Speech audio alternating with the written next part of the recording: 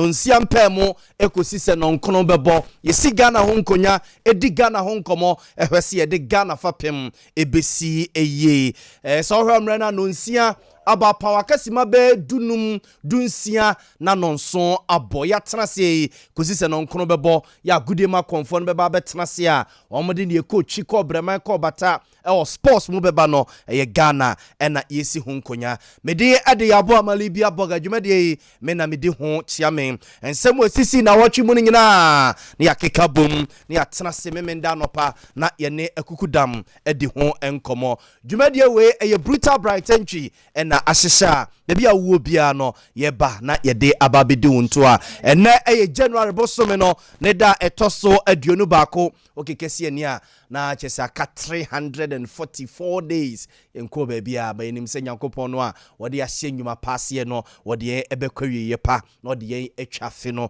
jemeso amen Jumadi obetimi de wadwenche no nsusu ya ba okan ho ye social media platforms ahodo ni nyina so a wode wadwenche ene nsusu ya tutu hono mo a ye bekenkan ediama Facebook Sompa 93.1 FM Facebook Sompa 93.1 FM and YouTube Sompa TV Ghana Sompa TV Ghana ho nyina nkoma ye ba bedi no ene dey wode wadwenche no nsusu ya tutu hono mo a ye bedi ho nkomo no ya kenka dia ma ana se bia WhatsApp message ana text message 0243 220044 0243 220044 adwenche no nsusu ye text message and answer WhatsApp message what the buffer sa number no so a eno so ye be kenkan e be kasima be du amadwumadie no ye de akwa kogu a ye bebie phone lines no na so do nsusue eno adwenkyira ba ama eno so no ya boboso a anopa mi hwe ne mu se mrase adwane o mrase adwafie ma adehia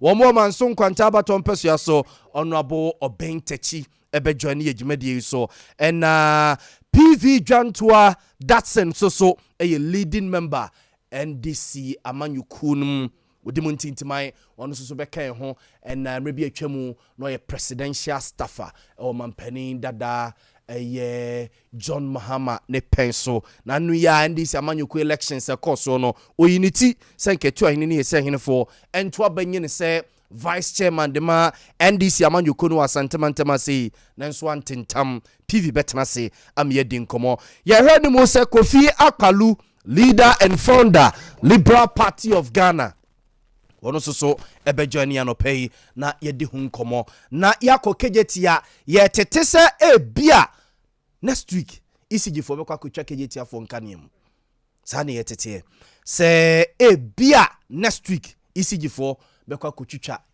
kejetia for womo nkanem ye beko ho na yedi nkomo anopei mamu ache amu akwaba Ghana Fapem dwumadie esuni ye betu mi biara ye fambuwa ye mantana asana yako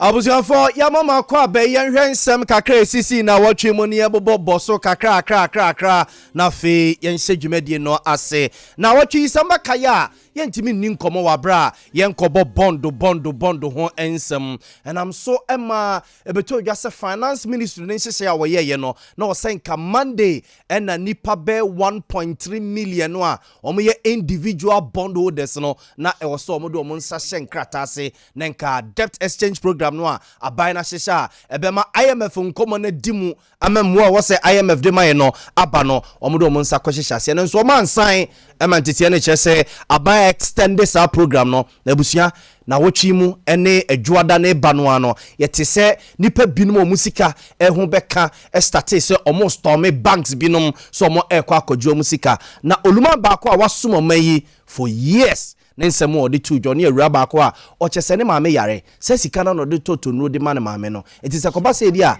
na ne opadaka no de akwa kosie ne maame dependents. My mom is still alive with a lot of medical conditions, so almost every month we buy medications, almost a tune of 5,000 cedis.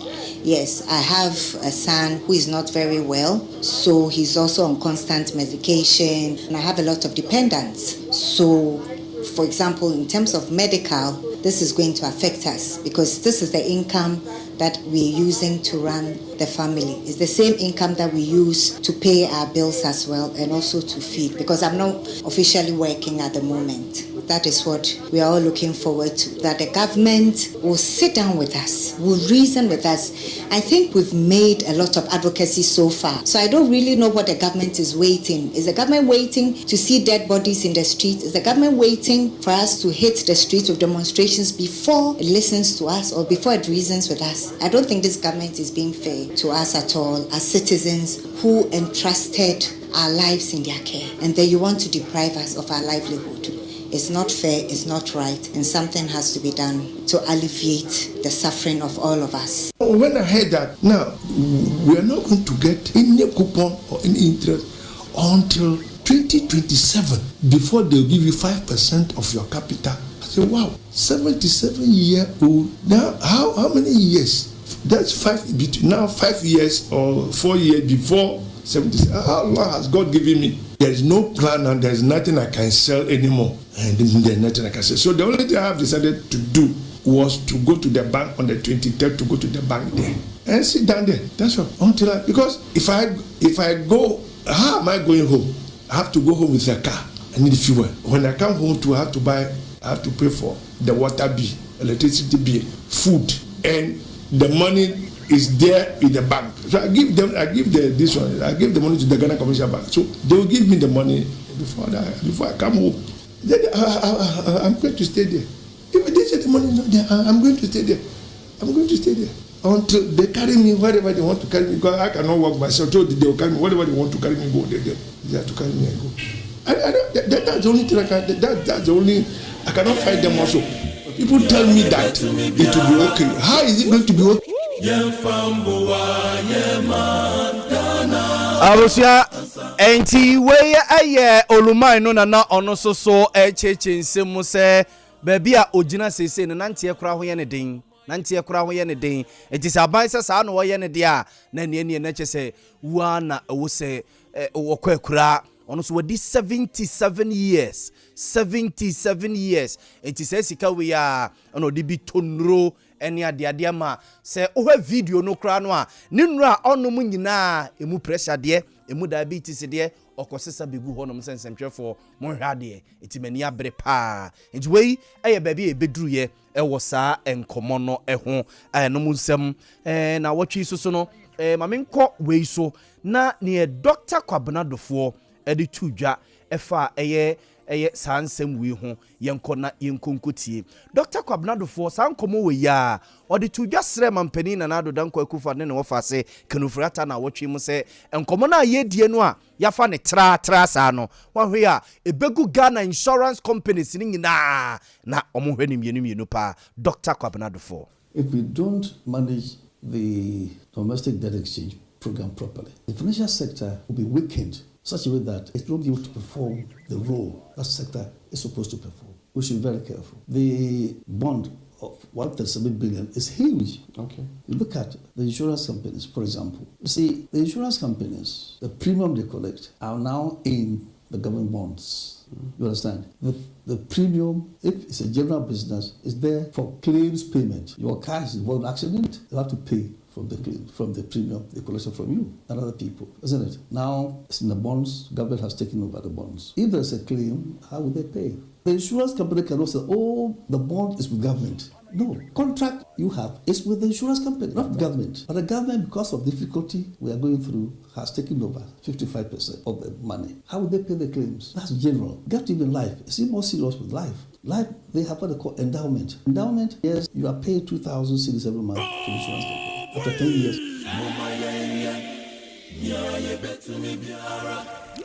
Abusianti we Dr. Kwabenadofo kane soafo no hwomai yesika sam ene ne ntoto yeso ene yete ne nka no akro no a oh my Ghana yesika krabia Batime Bank of Ghana emrebi atwamu ono ene na hweso sese nani abre pese otu franka edema NDC amanyuku no yemfa ne nsam ne nkonkon ho ne yenkwa oma no so enkodi enkomo ye ne honorable Maxwell Kofi Juma Kofi Ghana ekwa kodi nkomo na wotwe ne yete nkomo bi se eja Papa Max Okufidjuma on ye penny kwanche for sisi wada Gehogano na yese aboso glass factory wakwa koto a ababe onwa na japade na nkomo ni mu an yete se eja se na se ne president nti na ema otumi nya asa kwan no ekoto sade no yate so se o wasem ka e wo sansem no ho yenkodi nkomo honorable official po asenko metue megiri se mpom ye onyamya dum kakaka ye de rade ase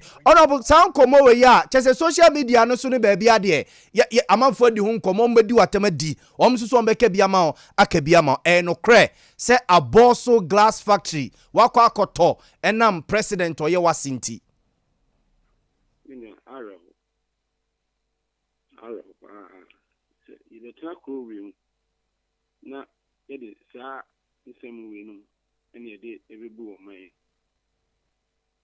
enema be de mai pa echese no kure bie ni no kure ba kokore ni mu Sompa 93.1 arrow na honorable eba ne say so obi betimi aka bibisa na a spread the social media ne Ghana babia say the honorable Max Okufidjuma akoto factory na ababe onu ankasa ne dia eba ne say nipa na o kasa atem no na ese ibisa no se be ukoda na so da ya na odinam ne kuro wo mu se aboso glass factory no kan ne e friend ki hok aboso glass factory na ka factories ma kuma ko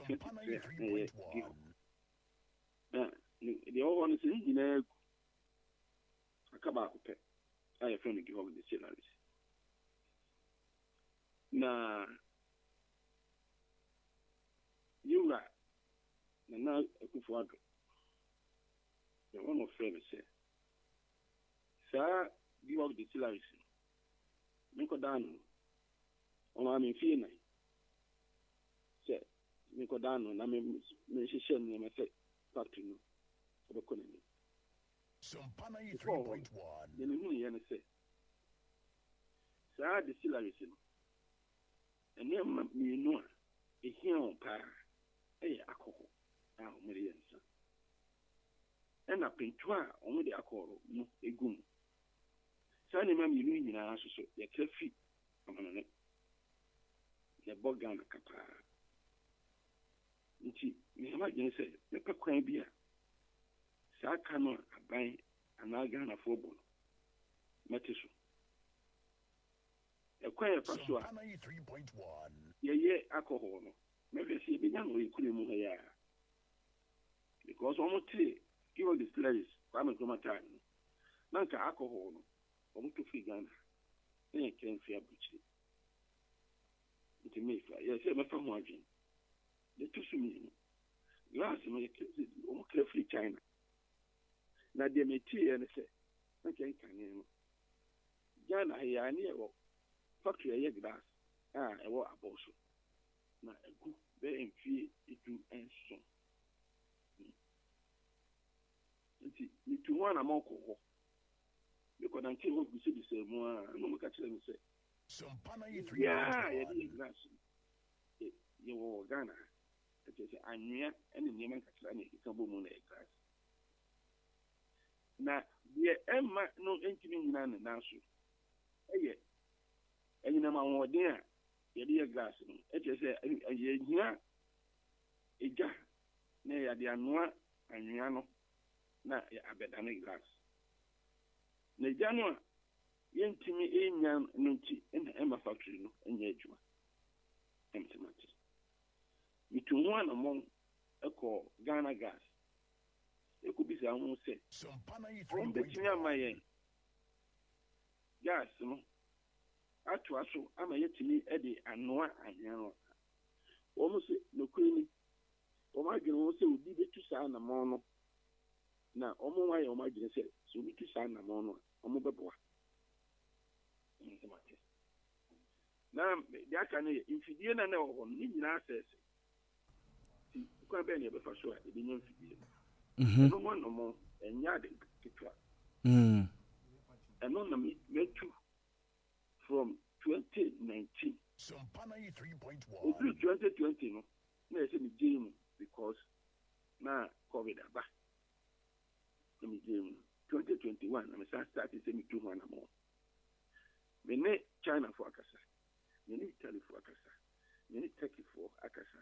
Na me ne America for akasa. America for no crowd. Ni ba na me ne kasa ye. Otu anamon ba ha e ma me de no call. Ho. No ka tell me say o factory ni bi. Na the obeti my say the factory na wo American. Obeti me attitude that factory na bagano.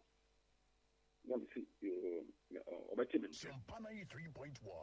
And I'm in Egypt for so kasai. Omo den de omo say obeti me sika amaye. Na ye Italy for no ato omo fidie no de abeye. Me nya no na mo na metu. Intrata sem. Abi me brechi the Kulenya can never be you I said me come home. China never me my yaman. The Yama factory, getting a to no a gig of distillers. In Krater will be Pierre. Sompa 93.1. Then will be Edith Arkin City, I think you see, ever to so. And if so, yeah, to go my dick, the Yakusham, and then draw and edit it. And if Edi Kofi be take legal action bi na dia fa wo ya na wo de sansem no spread social media ne Ghana nyina no. Ye woman said dinya no meye. Na tandi panuka uni Ghana. Oh no Denver Colorado. Na je se Kofi unim se nipa na na wo hu ba bi o we die. Sompa 93.1. Hello. Hello. Kofi na mibusa se nipa no de sa de na spread social media so ene Ghana nyina no uni na na. Minni ba bia. E ba e na me start say bi bisa na se. Na de church le me say o ni Ghana o America. America kwa ba bia wo chi no ya chi le.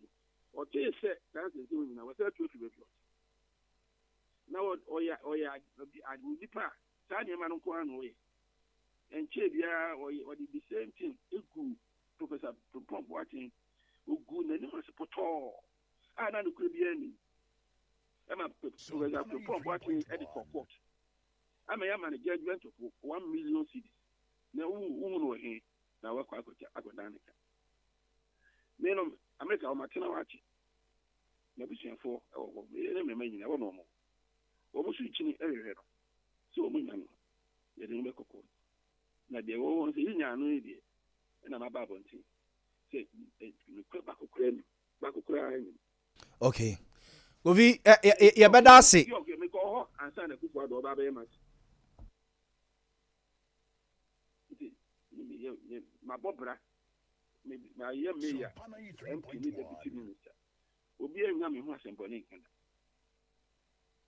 se ku bigano ayi bibia ensem fata na ni baba ko tele bi se da ye no so se da no obo na o de ansem se no de nam no de gini pe no se na nyefe yo Kofi ye nya ode mame fa we ntwim na ye ni hu nkomo kakra mo boabo mo ho na makwa akoto aba ayi ni obekuta frank ade ama mo party MPP sese bi di nsusu ye ba se enkebe ye kra no a eka nipa mienu a wo mohwere di kan Vice President Dr. Alhaji Mahmoud Bawumia ene ye rala nchirematenki enka mumum nenka watimi wakami bia ama nenka mudu o makwa elections no we are a flag bearer we are a running mate ebinum so chese da bi MPP party ne the democracy no mo na mo say ye de atwa mo mfunu mo na mo de buy mo kra na mo sie mu kina ntie makwan na abato nkoso ena amanfo bi susu fi say wo ye ne de ni watimi wakami aba ma ohwe a party no kra no chese nyina so na kwa ye bibibi mo elections yi Kofi uhu ni say pa kamutu anamo ne se ya ene nke beboa mo pa mo komoni mu o se bi sa ba ke bebo so no so do si kan Ghana nyina o ena ye ti pose ye di kemi mam kebi ene ye bebu ye man da aya ade so a eku a fe na pipi so agi tum pa ni si ku bia wa Ghana ha o mi tum che MPP fa democracy saying yes democracy a day it will be a chance and back no so eno e ye chen say ni baba ko ba ko tana dem no I did not get inquire. I a juma. Sompa Democracy 93.1. Maybe they didn't say MPP ko omu pese omu bedi ekuna no minimum nyina maybe all kra no sabi me start politics no mu kra bia na omu enfada ba me omu nyina so ye bia no sabi onyi papa omu nyina ya papa emu bia no se ko bi enya omu emu bia o omu ba ko akutu fanta MPP na me na ya Sompa 93.1. omo nyoni pa biblia sebe omo wo sa nim die e family die ye family na ba se do sikan no aka pe you for say no ti be trouble mo aka bebo na so say omo asem enye ye ku no na be ka che omo so mo nyesa omo asem omo afa na sa but enye hwe se die bebe bia no maka no ye ku no die na me na ye ako ye nyi pa yoga ti wai na omo nyina ye matin no from in Qualabre. I was until town. Me papa and then mammy actually my day. And sorry, me mammy actually my day. Me papa and I sent you Sompa 93.1. Nah, yes. Yeah, my end will be answer nothing. Quite over for sure. Now, bar, with me a dinner, a good and no dinner, your man is doing. Will be on TV. Not the lady a person. Lady Amano. Yo, Kofi, yada se no adaje a wanyama ye anopa nyame nhyira wo pa bibia ni so a ye besa aba. Yo. Ya se bibia ni se wu nyina na wo so wo oju. Kan na nka sa ko ngo fa no ni kra o. Kan na nko mfa no hu ni o hu. Kiti ko bigana ni. Sompa 93.1. Eye nyini. Yo. Kofi, yada se bibia ni so ye besa aba. Mamu nyina finish apa. Na afie ba so se nyankopon beto su pa gu ekue so na ahoje ka kira wo mu. Afie so. Mo se bebu. Yo, yes we da say Honorable Maxwell Kofi Juma eye kanem rasbe dwania no wo rasbe je fie ma de so mo asukwa baton peso ya so ebeye Kumasi mayor beye swafo abedi ekira eye ohye omayi ye nkrase amemuso obabehwe so se swafo abedi ekiri ho kakra enene mampeni na nado danko akufo na ye na peni kwanchefo a ohye gehogo eso ene yese aboso glass factory akwakoto umbekaya na anu ya na ne babe makoware president na nado danko akufo ado baba ntinase prekope ene president na branch no etihwim na wo ni tu ase base susu a yekure mamafo asum ye omo de ene spread it chese a trend ya chen bibia ene wo chese na ne kan ne pa Kofi Juma ura de nyame ka prenti wo fa no ni eyinyini Honorable Maxwell Kofi Juma ene yetene kano Barabusia enche yebeko kejetia ne akwa kodi nkomo yebeko kejetia na yakwa kodi nkomo na watwe nkomo ana yedie no ba kososo a mame ntwema dwene ensiso eye NDC amanyuko mu motese mebuso no abo Maxwell Kofi Juma se MPP bobo mo no makwa akoto ba akwa flag bearer obedi party nanim ede o makwa 2024 elections no MPP so ya hoboa MPP die na meka NDC so ya hoboa na NDC die na watwe mu no ebeto odwa se wo mo ede o mo nhihye ya ba betudwa Fifi Kote ene Yera Johnson esi edunketia ne nsemtwefo kasa chichiri mu se ne besi akọ emom yese se ope president ye dia forms na wo kwa akofa no yese 300 million mebo 30,000 betua 300 million 30,000 uya na watua 5 billion ene sika no 500,000 Ghana cedis busuya ene day TV so into omo sese no ena oman ne sa no enti we parliamentary no mumima for presidential ne to so mam for presidential no to so mam we parliamentary no enti for presidential ne to so mam presidential no ena omo yese ubetua 30,000 e dia ba be fa forms no offer forms no wi a na o the forms na ba filing fee no 500,000 Ghana cedis connected to one no 5 billion and now betua na omahiri yadubo ache tenase ene yewura kodwobunsu edi nkomo kobunsu se mekaya rebi atwamu na kumase ona na hwekropon nyina so semeyo na ni abre pa so betu franka ede ama NDC party no why flag bearer office mampeni da John Dramani Mahama ne also ye bia eno ye ni bibia ni wono mu biwa obeye dia momento no ye kodwobunsu no betu franka de ma party no a wobeboa ye ne di nkomo na o kire se 5 billion ne de ana o hye 5 billion ano hye no de oka mama nsa nyina te so no de obenya 5 billion no na ne nuanom aka e na odwene omo nti se NDC neck no esa hwani mienu a kebeboa pa a social democratic party like the NDC sikano asidodo in the sense na Ghana we mo eduma edin sikani system no it be dia aye the sikani na misimi bi so mo na mititi no party for no say party minister you did the chair commission by election no constituency bia anti so should party 276 constituencies no the friends say the commission now so it is each constituency crying the NIPA 10 number 5 the amount of people that is going to see Ghana homogeneous that electoral security electoral commission no NDC for you then I'll be to me why not you so easy you super let me see you so go for a time super number from electoral college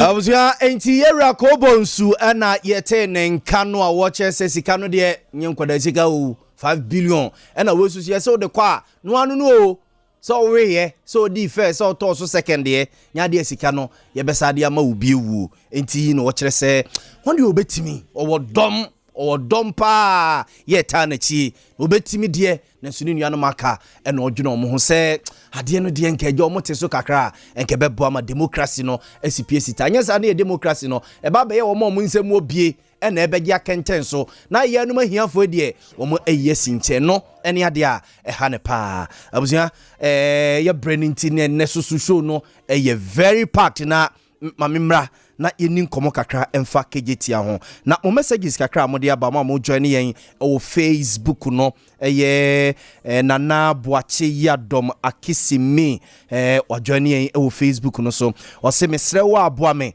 na me nana me granddaughter Constance Abigail o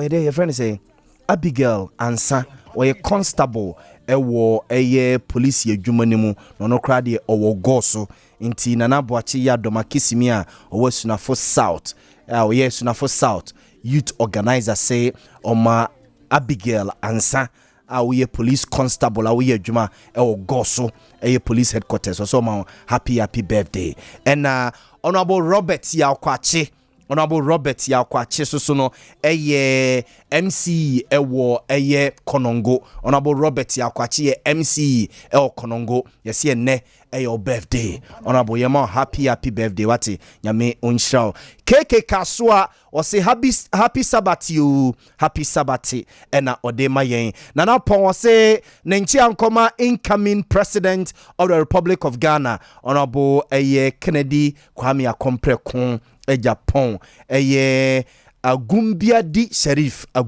Sheriff or say good morning oh yao money and Felix Opon or say ono so nchi command the incoming president of the Republic of Ghana honorable Kennedy Akompre kon Japan and set Chireboa on the say hello on the opportunity credit you I'm saying wadwen chenu nsusuye nkomo ayedie obetimi dia ba o de fa 0243 220044 so a ye bekenkan e dia ma say a test and answer WhatsApp message o de ba ye bekenkan dia ma and answer call ye social media no so a Facebook Sompa 93.1 FM. Facebook Sompa 93.1 FM. Odo wadwen chere to no bekenkan and I'll call YouTube Sompa TV Ghana. Ye bekenkan wadwen chere no de amount. Ma bedwafo ya kwaba.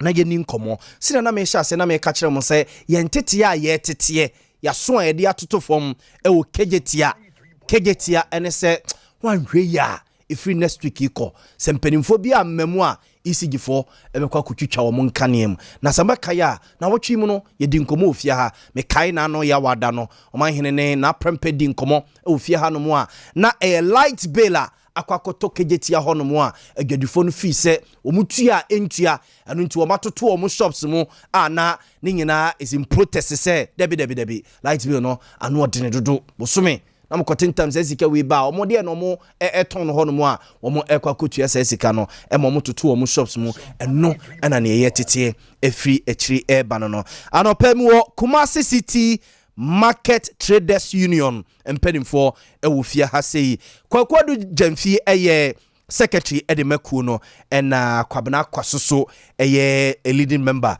ewoku num yeni nkomo anopai ewo omo enkomo no eho kwagu aja mache Abuja afisia pa afenko emetu nyina yiri sempomie adumura yishia yesoso ache nukure mebo abasoso enedwumaso a uedi yedase kwabena afisia pa afenko metu papa afisa se na nkwane ahoden wo ho na yedwumadi a yedi ne kejiti anso na apega ama dwedini bia ho aton okay go kwakuma men starting from free ho no mo kegetia yese muni adwadifo amo ho no mo se light bill ne sododo muntimi entua we so nye first time a mo light bill ho nkomo aba ba ko bai emi atwa mo nkanem ama mo dasu mu edurubosome ekakakra ma ne durubosome ena masa ba be duru ba bia be na woche okay ena masa ba be duru this point a yentete a yetete ne se one way a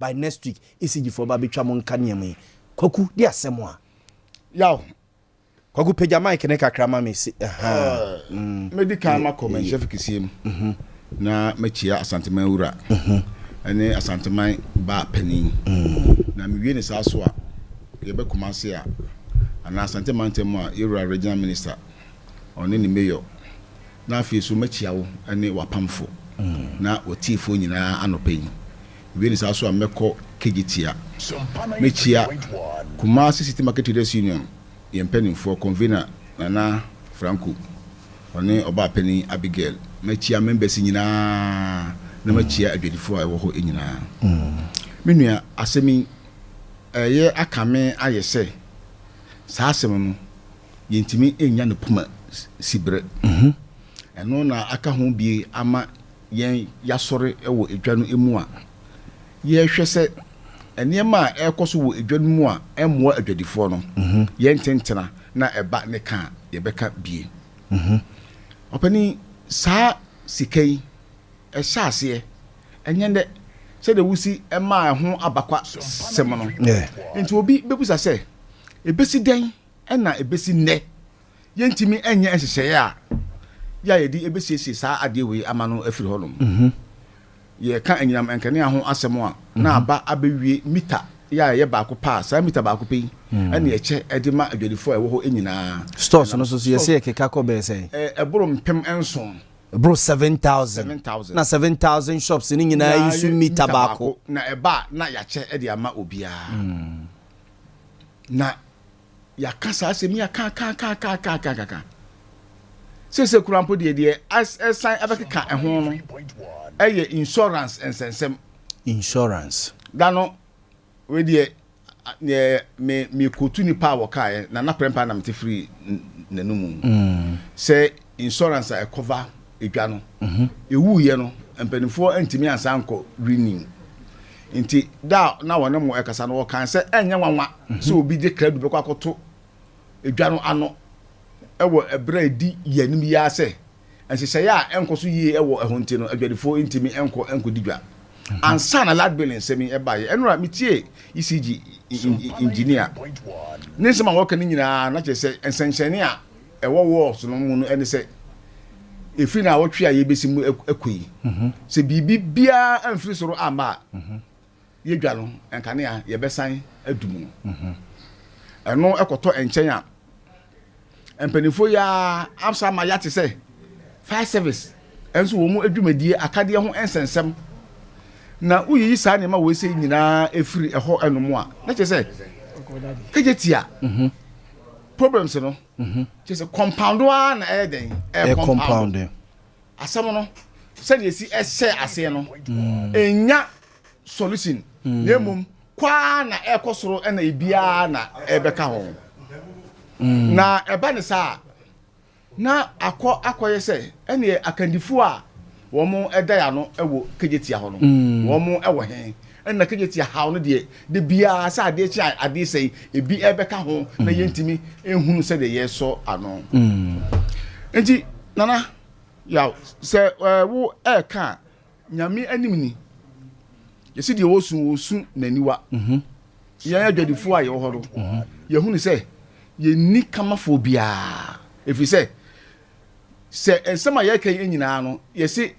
leadership failure na che se akandifo a wo mo eda anim e wo kanyeti ahoro no ene ntimi enya hye papa e ma ye hawro ye ntimi enfiri mu ye adwadifo no so no ye wo mo da ya no okay e wo ho ya sa eni perfect bra kanyeti ano e be ball ase no wo mo a etu wo mo ho e seye a bibia ekoso bia no wo mo na yesu a yani ekoto wo mo anim ase sabe wo ye kandini na wo di adom bi anim na ohawa amanfo no efomu no yentimi enso ano na kwa na ekọ animu a na kire se wakandie no a wo edie no eho ebo ha se yesi ye ka no kore na in principle of fairness, honesty and integrity enka broni krampa anka omo bimbo enka nche ne se won fa ne dibire ento because baby a wo share ase no problem no kwa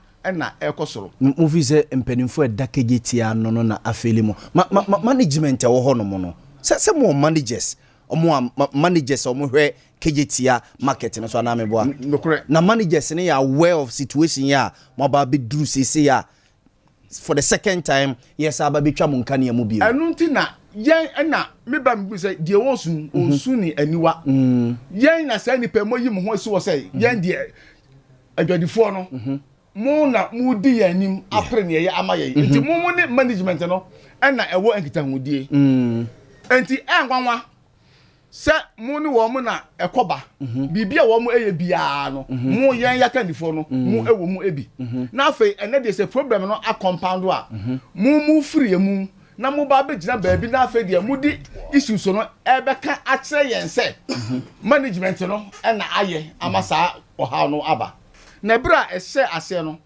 amane be na mode ebebo yen adwadifo no matena ho no ma ade no ase enti ene me ka se wo mu yi wo mu ho afiri mu a enye yie ehefo a me ka leaders na wo mu eda yen adwadifo no ano no e wo kegetia no se management no ana anye ne yi a wo mu so aka ho bi enti na je se management of kegetia no mo mu kuoku no e wo representation wo management ne so board ye leaders ya wo mo da ya no a na prempe oben rubi ya rep e wo board so management no finance committee na prempe member those bi a ye che bia no he sits in the committee bill ya aba fufuro ya ye ka ho asem na no adwade ya etwamu he was part of the meeting na finance committee no say etro na me edia iti na ne se mo ye part of sa na ma we ya na the problem aba wontimi emeyi ho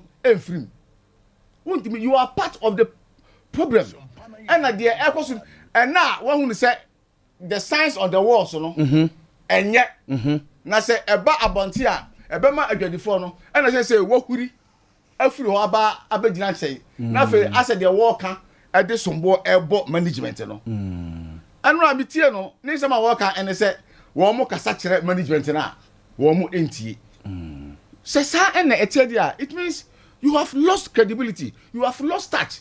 Say woni mani woni obi udi adonfo obi animu na woni wo mo edi ekita ho ema sa adonfo no na se wo ka asem eche wo mo na wo mo emfa papa na ede ben bio na say wo betimi aye okay ede aboa ama say yan ya ye wo ohamu no yetimi afiri mu enti say de yan adodifo no a ye wo ho no ye hunu say ye issues no afiri ba ayekon ayeno ayesa a compound kwa na ekoso ntimi ente ema fom enti se saa na ete dia na say yen wo mo edi yen enimu no they don't have the moral and you say wo mo ebetimi akasati se be na midi kan ekan no ba bia enka wempo no obi mpo emeka enkyerɛw so hu enti me de yaka nyina ene say problems na aba no say aba say next week ye betwa yenka na yamu say next week obi edi credo ebeto edwanu emu say mita ya ye pe yensa enkaye ehun nsem no enyina no saa empanifo yi they are equally blamable. Okay, mame kwabna ho kwabna nti say baby a mo ba begina sese no mo na mo ye adwadifo a mo koje bosia e de betoto store no a mutim edidwa si edum nkane a ye betoto dwani mu a e be ha mo ye de na afa ho fa me dase pejane ni mu kakra mam dia ama ensem we nyina kofa ba ya dia beduru baby a ye dure yedum kejeti akane a ye adwadifo ye ho kire ye yenye dwetri hye ho enne kwa yenum kanya na se nye dwagye nyetie na yesa be dum ye kanya ama yakwakoda sum mu nti yedum na oha no dodo na besue yen adwadifo ne so enu ti na ama yen abre na asebo nyina kofa ba se de na menua pani dudem fie kan ejina ye leaders a ye yi wo mo se wo mu ni yenim no mo kan asem bi maye ofa ohwa hye yen wo kejeti ana bibia kire se ebedum bia ye den ya bills no ebe pali egu ho no mamia betwa kania no yaka ho asem from the one yaka ka leaders nyanya o madwen se o mbetie yen eno na be wie baby a yeduri yedi ka betwam baako ana we nso keka ba ese ye betwam biom ofa ba kejeti a obi age shop be se 1 year na o mie ye chebela anya de bi akohye na se ya mani se nyi pa ne bi one good year na o mie ni shop no ye pali bills ni gu ho no ye leaders mo te ho ye ne mo aka saasem we akire mo dadaada se saade na ekoso no mo hwe na mo nyai obi timi to ni shop me bi kwa wa na dwen se kejeti akwa wisi obi na ye pali bills gu no ho so oba bitua enji se wo stores be se 100 ana se 1000 enya bi ayemi a sa shop 1000 no se 1 year ni yemi ya omo bills no akompale da ho ofiri se entimi mo am metwa kania no we nyina empanyufo te wono mo a wo mu ntimi ka bi maye wo mu yakasa asem na ka wo mu tie wo mu the light bill akoka kejetia service charges ho enti bill na e ba service charge na ye de aprapra for security for garbage sanya manya na ye de light bill na akoka ho enti se bill na e ba ebeba no any service charges ni nyina na e ba enti sikani kodu administration a security for jo mo pay ni ati bi atua ye bi akoma garbage ye bi akoma we say enti u ba hwe no ebi kwa na de sisi edi tua light bill na ebe ma yan asoma adwe no na anko saa asem we nyina ya ka ho asem a ye leaders na ye di anim no omo mpese omo tie no omo ka bi man enam se omo nim de omo ye no ho nti enti problems na eba na de offer ye leaders na di anim asedwadufo leaders no omo na aboa ma saa ha we nyina eba ma ye baako ma ye mienu so ati ye nyempesa so na ebebe yo say ye ba betwa kejeti akaniem enti se ye mpanyufo no se je examine ba na ompese omu huri ko gina nchai se ja so omu nim ho hwe no omu ni ho fo bi hwe ye tikejeti a obi ton watches na ye che water bill anya amani bi ye wo mpanyufo omu se omu ye adwadifo mpanyufo a omu ka adwadifo asem aman yo obi oton watch sebe mpadu asa obu pipe di ayede ebi obekọ washroom no kwa utua enye free enti se nipa washrooms na wo ho no kwa utua enye free okay enti ukwa washroom 50 pesos se obi a wo twam se uko guzu ya se obi a wo twam utua no sa na wo nso a wote wodi dwa no utua enye free ejaje tina se ade na mi utua kan me se tua ho water bill de ma wo mo so what you say enti sa nyama nyina ya dwadifo hawa ye leaders na di anyim no o mu failure big time ukwa no mpe so omu yo omu ho firim so omu se ejabi ba no mo twom na ade ba kwa ye ngwanwan se management no edu sa abrese na omo ntimi nya akukuduro ma abonten e mekire nsemu yenyim je nti a omo te ho esan so omo no omo na akan bo mu ye sa ade ni bu adwadifo nti tembia no se eba no mu se adwadifo nyanyi bebre a no omo aboa omo no omo atwom akodina cha no mo blemu management aso omo ke bi ma adwadifo se asam ni solve ya no ma sa aka omo habom na de omo ya na omo ye na ohaw no da bia esi adwadifo so me no ka se wura kejeti no kwen ko foto to omo shop mu edwa kagye edwa na esi hɔ no ye won panyimfo mo so mo bua edwadifo edwa no wate se obi panyin bi aba mo studio ha e bebo dwa no ho dawuro da free sekagye tia besi hɔ wate se panyimfo no mo se omo kan bi ama edwadifo mo bua edwadifo yie die no ebi abewura studio ha na odna station bi sekagye tia obo dwa no ho dawuro da obeti kagye tia ho asɛm bia na yensamone na eba enti nipa kwan dudu anya nim se baabi kwa na ewo no enyema dwuma we nyi edi no ho yempanifo ni failure enti problem se wo kagye tia age ofa ni nyina ye dwadifo mpanifo a o matu o mo asi wo so o mo boa yen yen soma o mo no o mo ase ye pew o mo be boa yen no mo boa yen o mo na de ye hawo aso aye kwaku kagye tia na esi ho no no eye kemi ene managers ama oma ba ho abeform sa management na say ye de ama private person bi ena or say the city wo hwe local government ehye no ekwa wo ye ewo city market no eye under KMA but wo mo manage no as a separate entity okay enu nti ye wo border wo mo eda city market no ano na board no so appoint management administrative staff ya wo mo enso ehwe nti though they are under KMA but wo mo adwumadie no wo mo ejina brane ya wo mo ehwe ye wo mo adwuma na meters na mo pene edie na ama na che ya te se ECG for promise mo say about 8,000 meters na mo se mo peno o makra be 10,000 kra manaba o mo de ba be bo de ama mo ba ya te se management ne se board so se da bi yemfa nkoma private contractor bi na ono no mra no omehwe na ho asem te se meters na dey de minim eni enra metie ECG engineer o kire se wo ma di enkita ho pa efa sa meters no na wo mu position eni wo mu se eka kegetiafo ede wo mo no enye kawa nti wo mo betime atu meters no ho anamo a di se ya betua eka ye de wo mo eka na eda ho dada no ya ye consumption aye ye wie a eno achi ansana wo mo any suppliers no adi enkomo na fe wo mo ahwe se wo mo di meters ni bi ebeba nti se obi eka kire se ECG for ese wo mo akra bi e de aba minim ba bia sa information no efiri enura mitie engineer no anum asem etun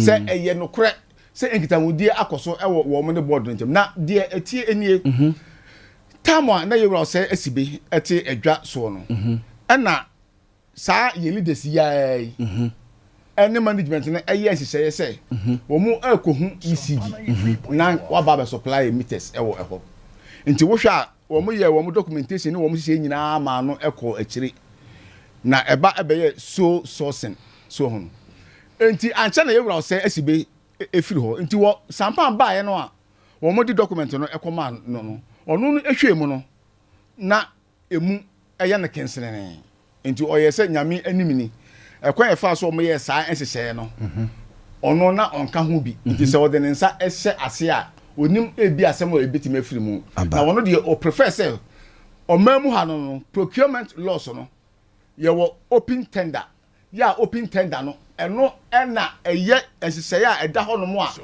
se ye procurement bi a ye de ye be source na ye ade a aye putupuru na ye hia no enmanim ya na say meter no enya ama into wono de o go by that process eno na ye leaders yi enso ene no eye apotwe ewo mu se chinchini a onye so sourcing minim se yewura sampan on the board no wo mo start sa process no mo open tender wo mo open tender ma wo mo aye tender no akọ animu bebre na ye fa sa akonya so na ye di ato wo mo nso anim se nyame anim ni ade no se uma no eda ho na se e cha na e kwan e ba abeda ho nti ye sre wo mo keka wo mo ho e ma sa mita no a ebetimi amasa wa hawe nyina eto atwa no yensa enka no animu ya na emwa amasa wa hawe ya say ababaya abatros esense adwadifo ekom no yentimi enyi saa wo ha no emfiri ho officially more inform Sampine baby amaba begiren say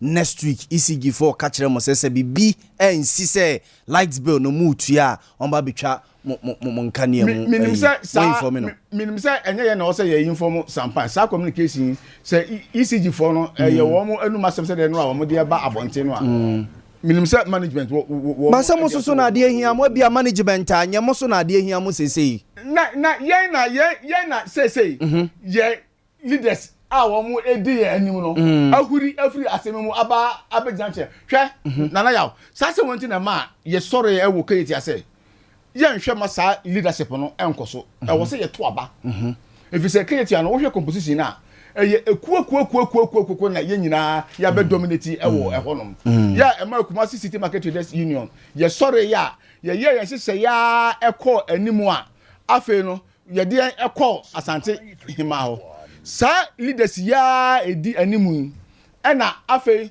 wo mo ede ekọ dan eye edwom ahemafo se ye ko na ye te no ye se ye ba betiko na ya je ko no e de afiri Asante hima ensem a e ma ye frɛ ye e de ko menhia na menim ne ye ko ye Asante hima o tie yasem e ma wo hunu se yasem no aye ka no enye sa e na nipa no bi de abedan eno no enti wo tete asem no emu no wo yi asem no ma yewura Sampine se won hwɛ na ye ne ahema no entem saa miscommunication no a ekoso no won hwe na won siesie yewura Sampine afreyen ama ne ahema no nyina atena se ama wakire mu se nyame anim ni ekode Ghana ha emra bia ne ho no ase nipa bi ekase wo mu etiko a wo betimi akase ema wo mu enti enu nti no de na ye ahema no wo mu haw no yaka ama yenim se asema yewura Sampine kae no ahema no so atiase ehunu se asema ye kan se be nya wo mu edibre ana Asante hima adwa na ye ba abagie it is say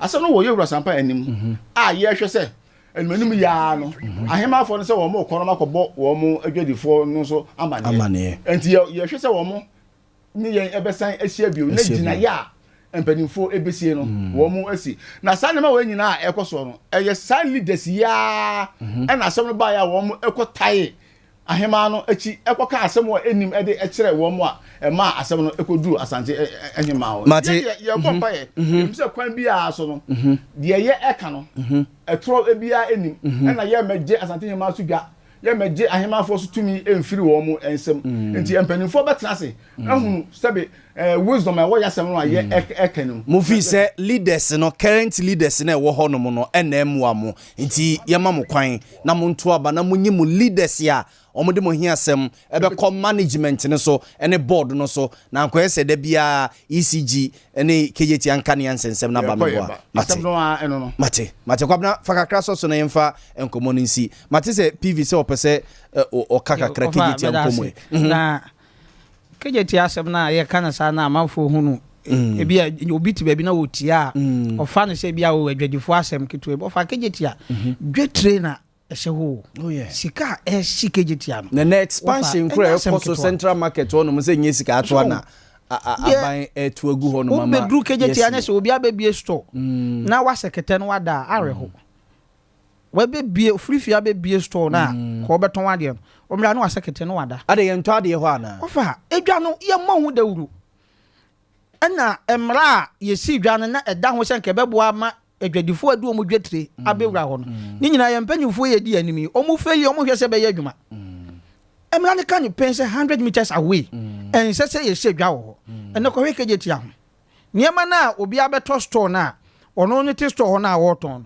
obi nso akofa sa anya makonya bi dia begu gate na no okay sani pa na dia begu gate na no ontua light bill ni bio okay ontua water bill onso akotena store ho no ma oye ti odu gate na no anu ato ade no asan na wo to store ho no okay enti bosume so anya prepare bills nya sa ade abro ofa ye wo how power na ye leaders nya dia ni no mu fail a big time enti KJT ha nyina ye adwadifo leaders a wo ma be so ye so se ye pe o ye mpe o wo mo anya se wo mo kan asem bi ma yen enti se yati aso na sa ma no mo betenetena kwan na no when dey sa space ni ma wo mo asem ni wo bu se adwadifo leaders nyinim hu bia official ko be hwe sa ade na na koso enta da bia me ka se management no mwe nya ne kan bom no mu se bibi be sia madwadifo no buofu a na o mama ba ko ehura ko gina nche okay na onu omo ya se wo ye ka bi ama wo mo e chi na o mo ka o mo siesie o mo tamia no masa ko ka bo na o mo hye ho enti wo ma betena tena dwanu mu a o mu ntua bills ni bi ofa obi so watermelon wodi be chi ni dwanu mu a to wi a ehono ni nyina no de aka no no agya gu dustbin no mu na okonyi fie na wa wo ton phones obi a ono ton your friends e chain a on hye danya boiler bia no bosome so a ni asesan wo kanya de abro no watua okay we nyina ekoso odwanu mu okay enti na nkofo ntimi ntua bills no na leaders na ya ka be sinne omo pese wonde omo do maso kwa betie nsan so omo nim de omo yendi na akofa wo ha we nyina ba e kane ba na e paligu enkofo so because obi ti table so kanya ahwe na ne de bobo suru no street light no kwa na hwe no na bosome so nya be ka kan bills be bom ne de be ba na 4 million 5 million na ofa okofa no we nwatua na chese enti adwadifo no ha wo kejetia na ye kama fo ye leaders kogu ye beto aso yo me ga asem akra me de to aso se ye besere ye na ye maame nom adwuma hemafo sei asema ye be kejetia asem na ye ka adwadifo asem na ye ka asante mantem so yenim se edwa nyina asante hema na ye ne dia nokre na wa ne 2 minute bi e de ama wo mo ema wo mo so ehwe se edwa ebe koso nti asem wo sei no aba no ye pese ye sere wo mo se enkomo se na ye pese wo mo be kwakobo asante hema na wo hunu adwadifo a wo mo kejetia o hawo a wo mo fem okay na enye sa se yesoso ebre no a na se edwade fo no wo mo eyiye ankoye na wo mo enso eba ebetena fia na ye bobo edin ye se ye kafu na ekeka ema dampan nti ye se ye maame no ene ye edwadefo ahema no se sabre wo mo enkasa ema edwadefo na edwadefo so ehunu se ampa wo mo ye die enso da wo mo akoma so wagu era se oh boy mama ye betu mi biara ye famboa ye mandana abuja enti we Kumasi City Market Traders Union Kumasi City Market Traders Union mpenimfo ena ye ne omo edin komo no kwabna kwa executive member ewo eku no so ena kwaku edujamfi esoso secretary ede emeku no wei baby akejetia ababegina CCA sie ne mo kasei situation akejetia wom ena ye ka ho asem no enti mpenimfo hwe na omo address situation no emayen mame ma begafo akwaba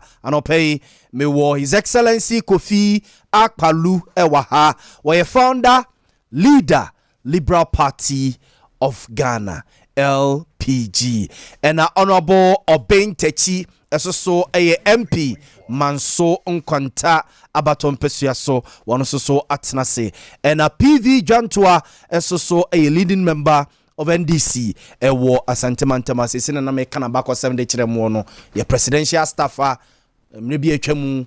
NDC elections of course was Santemantema say no where you see en twabama no be kwa dem say nka PV ko chairman na PV say dey be ko vice and na delegacy dey be PV sa ko ne bra biu yeni nkomo e wo fie ha say PV ma chen digiri se mpomie ye de radiase official pa so sa fi mi no jai ai official pa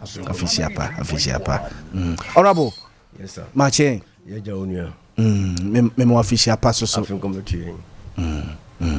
and His Excellency Kofi Akpalu so me manachia no pay o mejo so me nua official pass so o official say na nyakopon go so shira yesa ye dig I mean starting from free kejetia ye nyina Kumasi na yatete ya yetie ye de ya e ba be fan ho PV kejetia nkomo yi Kijeti Ankomu baby a yaba begina in about 2 minutes. O can say in the found. Yeah, man, show tea for your wine. Let me say something in brief. You see, if you fail to manage the environment now, there is no way your administrative and operative friends. Near money now, but me, who reckon it was this year. There's nothing to write home about. Kijeti anisi hosisi ano. The facility is deteriorating at a faster rate. So if the management team is unable to manage the environment to serve the intended purpose, then it means because our electricity issues I don't see why it should be dragging up to this time. Now at the point now the phones are taking an entrenched position say your meter power now my consumer me to me it doesn't make sense. So if it's a meter and then what you are stop the consumption. But you can't be consuming the power and take an entrenched position mean you are coming say a separate meter. The never can say. Yes, so it's the failure on Ganyomodia, the KMF only management team. No, I think they should sit and put a NEMA in place because over powerful than the form of maybe a turn and I'm not even sure say pay your cost for crab mammy good. I'm not even sure say occupants they've been told. Say material no the constructive facility no pay we you don't even know. Okay, niema ye di see KJT ano ye dedicate omomo say bia empeja empewe no unim bibi ko sewdruwa floor no omo spouse bi was. Yes, you cleaning wa also when you fire then you realize you be ko peja na we waste adibagum, and I've seen it several times. I've been there on several occasions. Okay. And it's a certain way to even protect the facility. No? You can't do it. How can you even manage the facility now? They are failing. Market, the purpose of this market have been defeated. The guy make a point, say, I will be torn on stone, but will be a shibu or a friend. A crime, no. And I strongly believe anything can allow hawking inside and around the market. No, say Emraniche say 100 meters away from the market. Ni kwan say hawking and I say any other trading bia ekoso ho but ya allow ma ekoso. Nti omo ti inside on no ehu infaso bia wo stores no mo je ne so. You feel me dey make one one. Yo. Ma me ko no ablo obintechi wo no maja eba ye mrase bejafo ye bopine mu play an integral role power KJT anisi ni mo ono abu baby ya ba begina o KJT ano eni o central market so yesi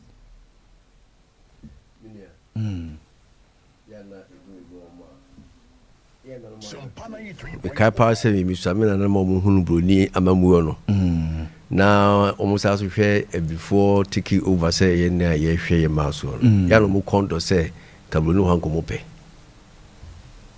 na last week me na Monday ye twam ya na me kan bi fa say wo hwe yen yemra num ayi national anthem no mu a point bi shall say and help us to resist oppressors rule menya ko say yi free side no mu so wo hwe mu a sa oppressors rule ni ye ba bia we enforce law yen pese be enforce law on us Ghana for anti-tripar before yeah. So yes ye di mraso ye yes ye we enforce law officer also oppression and the who say yes oppression and the brand na bunu do mu jimre die no na pese e di mraso e to na o se ye no ni hu say oppression we ko say o tse kasa me go right in the say say also it me bia bi onum say all responsibility as well o ko say o tun say responsibility mu wa also mo di hwe hu ye no ko binya ka yengu ni nyina mu ko bia nya ne o pega de mejo de kan say so so sa o di mra be ya adwuma enko gi panyini nton so say ne ha say ne mpamra so die to we go enforce law we target to mesema ka say o mo ye managers or sa facility no and wo de da kwekwa no so man from sense o man ensi form no man hwe ama emran anya adwuma eni omu nkofo na minya sa ne be kono fi so de emran ye adwuma ka so o so pressure o pressure no de sa na emran so de ye adwuma ko bia minya nkode no na sisienti ɛna mɛyɛ ku a yɛde mmara ɛdiɛ so wama mmara nyɛ adwuma biribia no bɛkɔ so kakra mɛka no Honorable Obeng Techi Eniete Nenkano MP Ewo Manso Enkwanta Abato Empesua so betimi de wadwenkyere ene nsusu aba 0243220044 0243220044 wadwenkyere say text message ana say WhatsApp message yo de ba e be kenkan e de amount afi yeni nkomo we Mamenko His Excellency Kofi Akpalu ho no na me start emfamfiri no ho debt exchange program enra this week Vice President Dr. Alhaji Mahmoud Bawumia esia Ghana banks nyina ema yentete ne se wo mo edito nanim se 17 out of the 23 banks a ewo Ghana no se chinchina ye se debt exchange program no ye de beye adwuma emu dudu na wo mu dwetire se dwetire kuta omo a omo edi ye adwuma no ebese anase ebe sobeti emo madwuma ye bedin edi amomo nti omo plead with the vice president say womrem na se bibi wo hono ma omo beye omaye ya tete se Dr. Philip Addison governor of Bank of Ghana so no esia omo enra banks no esi wo so nyina ene omo edi nkomo Dr. Kwabnado for so raise concern say chinchire na ye kono sa no ye kono sa so a insurance companies e wo Ghana nyina wan we a say enwu a bibi omo ntimi nya adwuma fi so omo jejeje omo ade ni nyina omo ede ko ekoye bonds ne ade no so na ban ede ne nsa eba betu so yi ba bia ya ba bedru ewo eye IMF nkomo no mu na sa debt exchange program no so no edimu ntintimai pa si entima hwe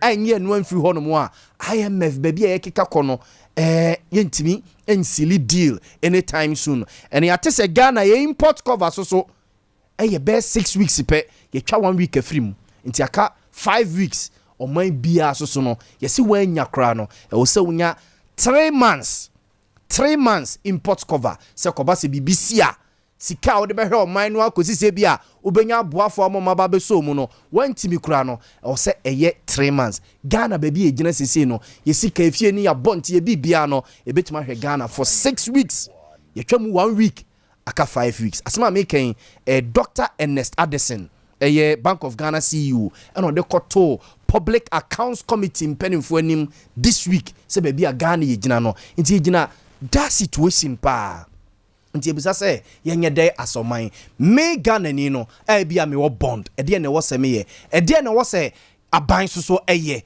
ame ye nyina no yetimi begisia na ankomo we yetidi free honom am starting free His Excellency baby aba be drone you debt exchange program ne ho enkomo yo me anopai me fa kwenya we so na mechia I'm watching na joso na mechia before so am beto mo na my extended to Ghana for omutie nyina me obia achi said there we see e ka asem no wa kan mana hu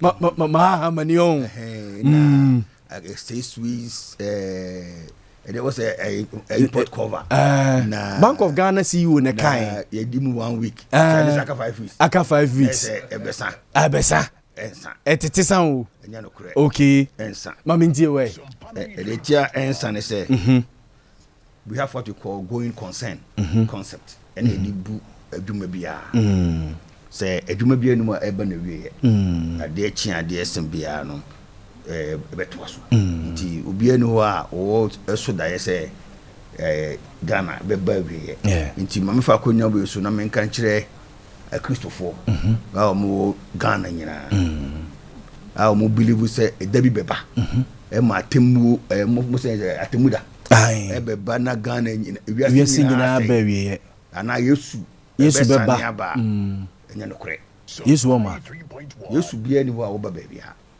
ena atemu say wiase be say one day bia ni wo besi enti oh yes bibia no besi because Bible na nkasa na ye kan ye no wo ka kan the book of Hebrews chapter 9 verse 27 wo say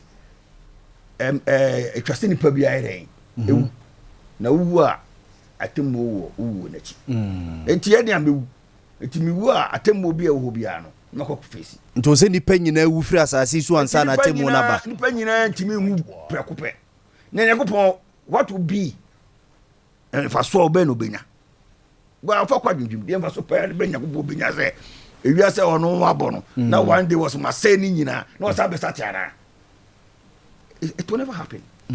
A common sense. Everybody should have this at the back of his mind. Okay. So ma obi dada o say ibe bantu o bo brana we so mo brana. O so bi ono ma tituru ma nya Yakopon o ma fo Yakopon asem foforo no. O mo fa foforo na kikikiki ase kan nko na temu da si. It will preach ya na uti o mu kasa no. E jam straight and na wo common some jam. O da me che kan nko nka atem da na si china na so obi akọ. Ono nko akọ heaven. O da me che it will never happen. The time me ka we nya ne say o ma we say your pool see em pool. E say chichiri ni. Yeah. E say me no mienu na nyina ye boa. Na chichiri o man no mo man ni gina. O man ni gina e wo man nyina. Anya bia me tonsi a e bia na kufu ado ne aban we bia ne bi o mo ye bia na me ne nje ho. But misusuye ne ma dwene mo ni say o mo nyama ni nyeyi. Yes. Na china Ghana fo tie masem. No mo to ba mamia. Na me baba ye o man panyina. Enam so ma hye ne ma duru ba bi ye no. Me pagya to aso a enye de ma o. Ne mom se me mabayi ho betena me mu. Na ma dwene nya ne say de o mo ye bia ensai ensai na ye to ba mamia memra e ma o mutumi nye. Ti se ejigu a se ni party bia ndo no mo betima ba be pagya. Now I ti abrofo no o mo kwotena mo no mo ye discussion na so mo ye o mo parliament ne o mo they don't wish so o man ne be say you they propose or they profess solutions. Yes. Alternative. Yes. Almost say ye na ke wa ba ma kebe ni say ba Africa there omo bo to me say ya dere kan sa to kan tan they don't profess solutions. So but say now you the next in waiting. President in waiting. No, a government in waiting. Government in waiting. Send your yeah government in waiting o party. So day it just say good for man. It just say the aban ye we the enko ye. Yeah buy be ni say na say ne won make be ni say. But Africa what is the kabiza? Yeah. Just say so make can be ma yem hihie ni eyi be ba na say the bibia tan ni akeka na za na ye ja wo ko.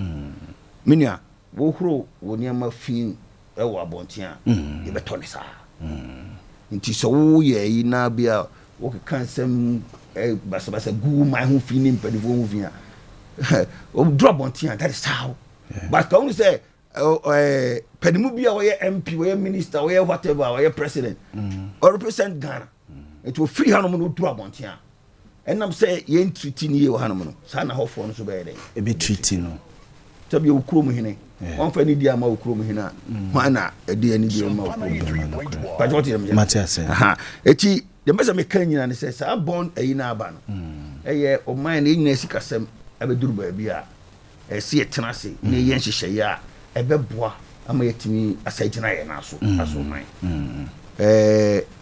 yes yakodan IMF say o mommoe do kwan bi so na sky hwe na dollar enye hwe nye cedis na krom anu so ye ndi dollar cedis ni mewa nokre ti dollar no ye hia dollar ne dia ya de bi obabi we ba choti ase Matias nti no say ye hia dollar ne dia na ye say oh say there say ye sa debt exchange no say de be ya e be ma IMF fo na timi akoye moa no mo de sika na beto me no e say nyina ye ti ase ne e boa na ye Jesus ka no ne Jesus ka ni wi a e da de say aban do ka e be ye ka we to otel me jana say Matias aban what do ka enyu because especially so do ka no do ka cedis e Ghana cedis o da no wata de tia o da no wata ne say control cedis no skani nyina ndia e kro man apart from Ghana e kro be di cedis wo e di cedis no kro ha ya e ti sa ban sa be ka cedis no de tia wo ka de unia nya de be diam aban ti dia obisi em print sika ne bia ni yankase ni ade ana oh me ba yes ska printing there next one printing paper na printing we have so many ways of creating money into a system so I momo so ye momo yeah won say okwa momo ya na ma transfers ka no they've created money Okay. Oko bank na bank bob bosia. The bank has created money.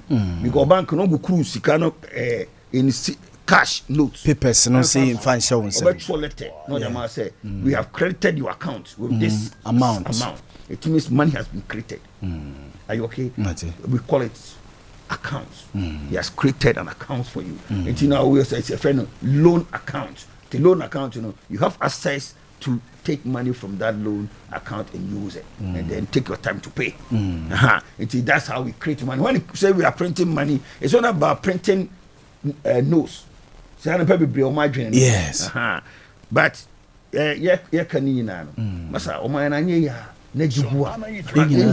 Yes. So the mention it's yeah pipe when they say Ghana for bitumen and tiasie. It was Sanshi Shayna a buying the Abano. I didn't buy this Sanshi Shayna. Why are buying? I buy the only ultimate filing bankruptcy. Okay. What I say?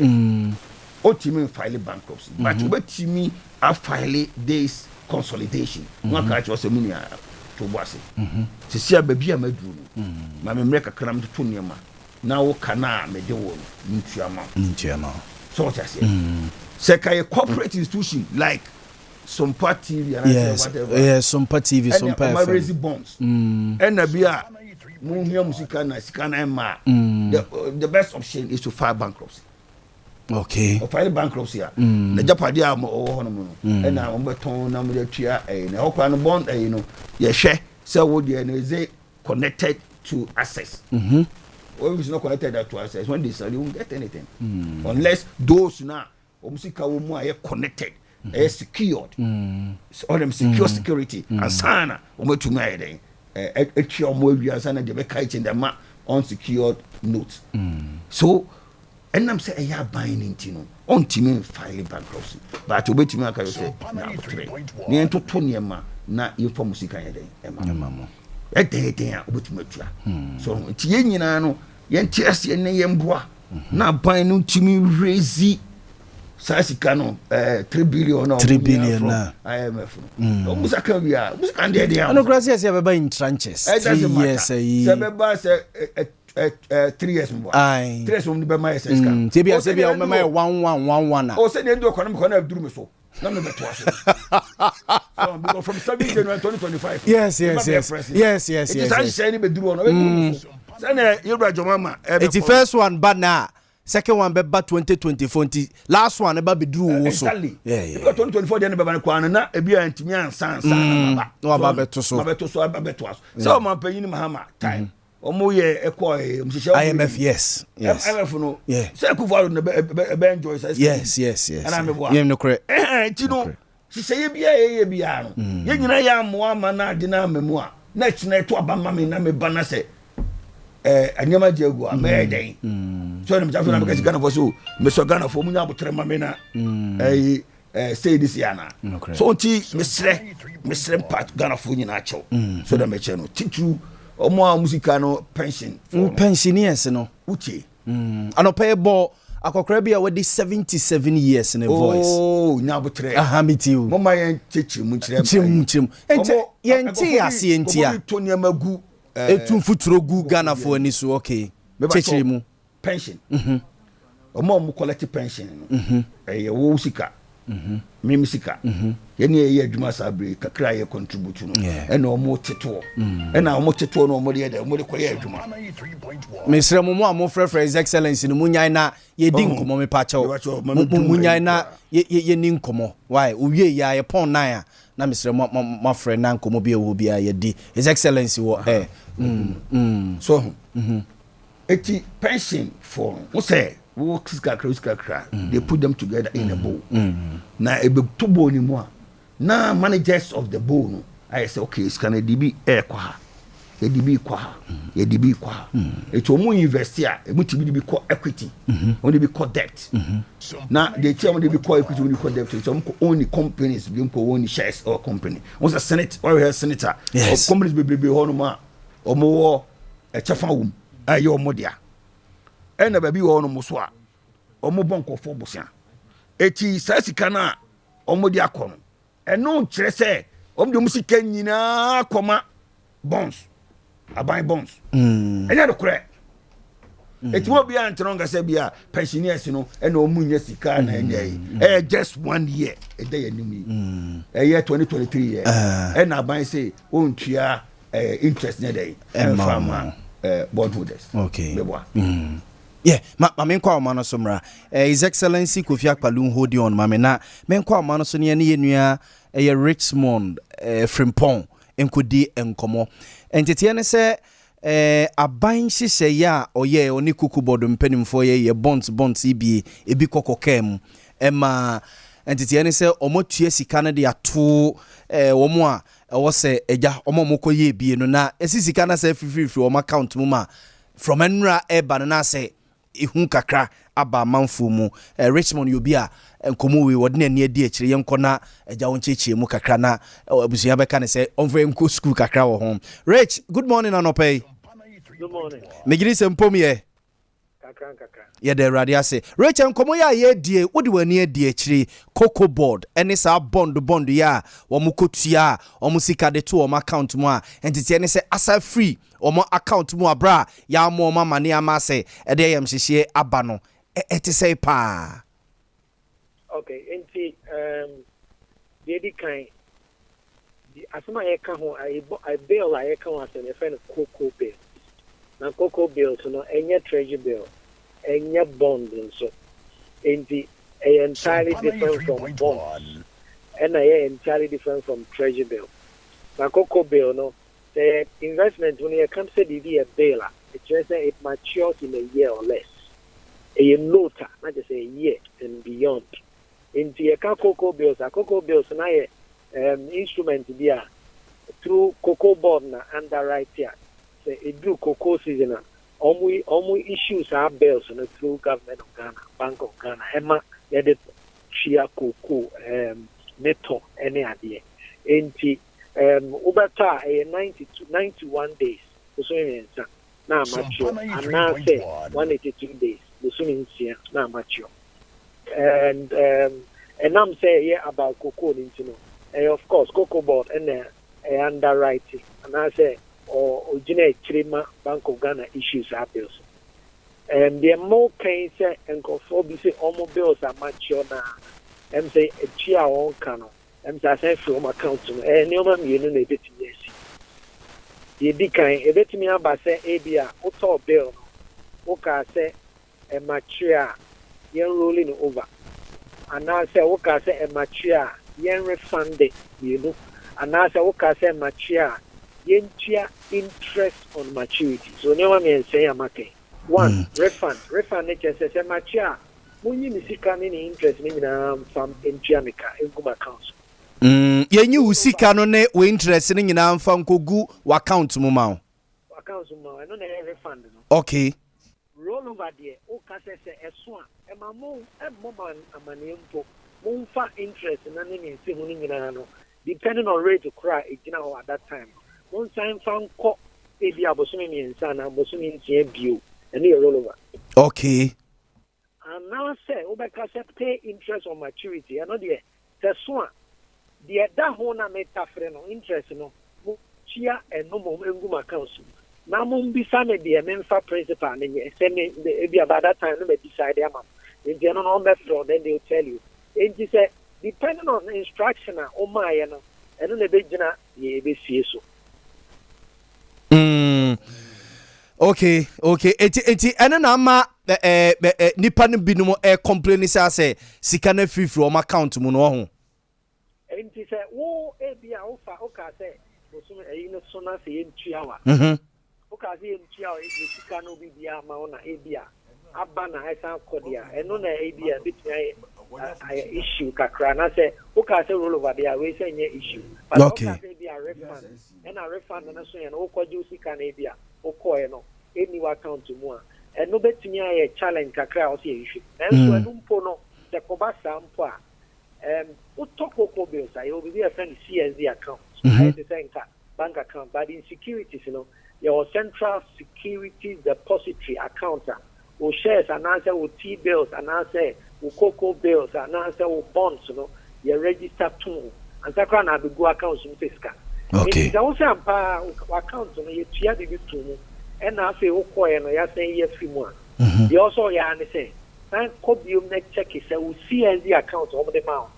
That roll over no that's so demo and any interest. Maybe our account when I emphasize can never to you.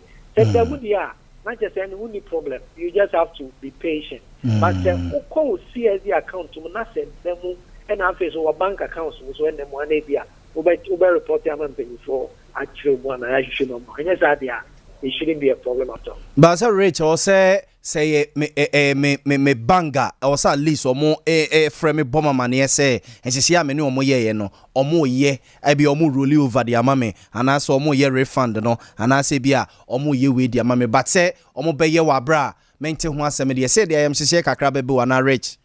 Not necessarily say and I'm big at the open form instruction out of mind. No can say roll over from the word go. And yeah, they are babies of you. Okay. Treasury bill now can say roll over. The roll over time this one. In fact, young sorry, you have notice they are rolling over. Okay. Who say amount notice because what can that say rolling over? You don't negotiate again.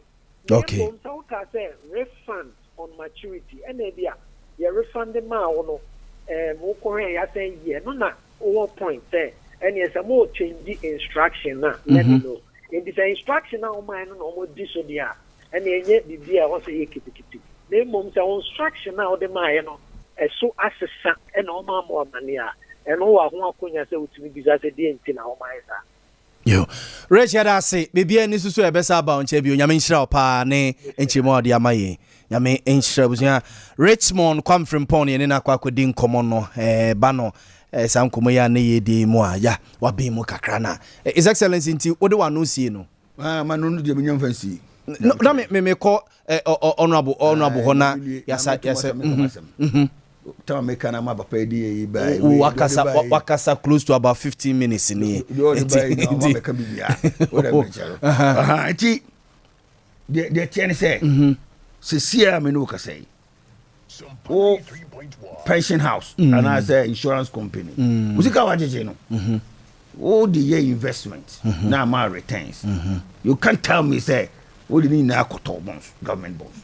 So, some to go for and I will say insurance company, and I will be good, and you're no crack. Okay. They shouldn't come and tell us lies. But the thing is that this country is our country. Yeah. So, we catch them saying, now go top bonds. Yeah. It means say fund managers, they don't fit to be there.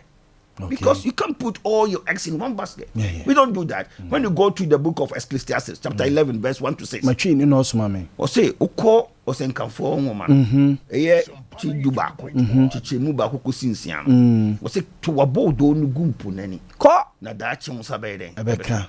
A honor ne kupon chile, a coin for ye investment. No, can you say, what can I buy from say, na men form kusu and yinasun de enku faku. What I say, so investment today. Adibom fiti asene Nyankopon kire. So Bible na e hono mo no. Obeso di ya. Bible na so osua. And am wadi. And na Yesu Kristo be ka kire o say risks, take risks. And na ye Matthew chapter 25 verse 13. Matthew 25:13. Yeah, we say papa bi etu kwan na friend pa me nsan mo mo. Na Yesu ebiso kire say yin take risks. Okay.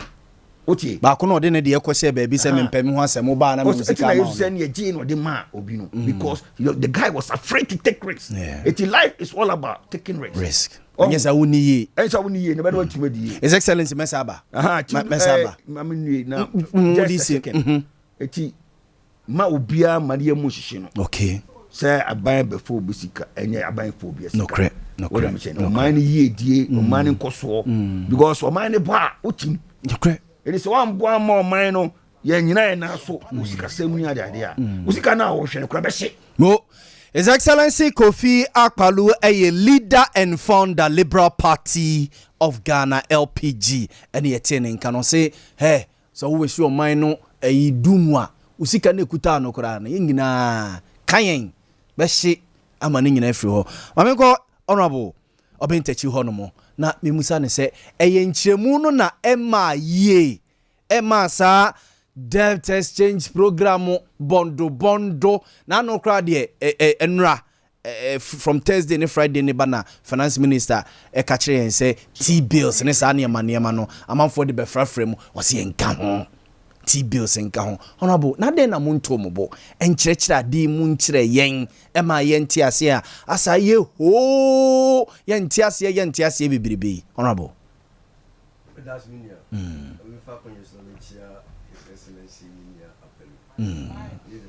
no enya encounter face to face one on one na me case me tamana men's gold no mo sense me ban na o case be say sa adwuma mo ye no Ponzi scheme Emra men's good start ne business no na akwalu ne di kan betia ye na so ba ye mfi o case ye wo ye no Ponzi scheme na ebitima lande no and our money into sa eneme bia ekeka CCI bi no na ehona mensem ba ko wie and be person refer to sa Ponzi no na me ba ko wie say government and ye Ponzi Ponzi ni npadin na adwuma na wo ye na ya aban adwuma aban kwat me sa de ni bi mpa bia ntimi nyi bi o sa kasem bi say going concern mensem hona also ba say be wie the woman say aban ye going concern or to da aban engu da como se viesse bese am pass no tikano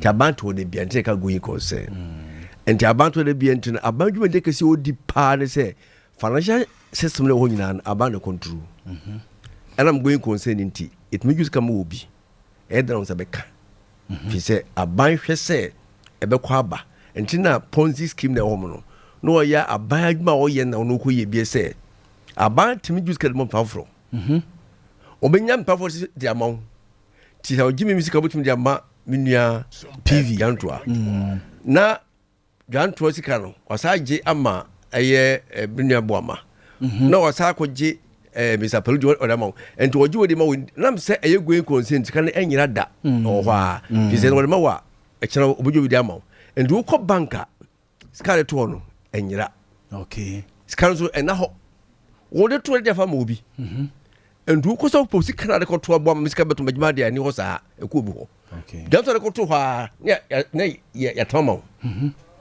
wo so wo sa kai na o bisim ko ya tam de o beto amame ti tem bia na ma Francis e ko basa fi se e ye daniela obi beba enti wo dia ko to no ye yusu na kura na enkam obi beba enti ye nyina ya ko di sika bia na bank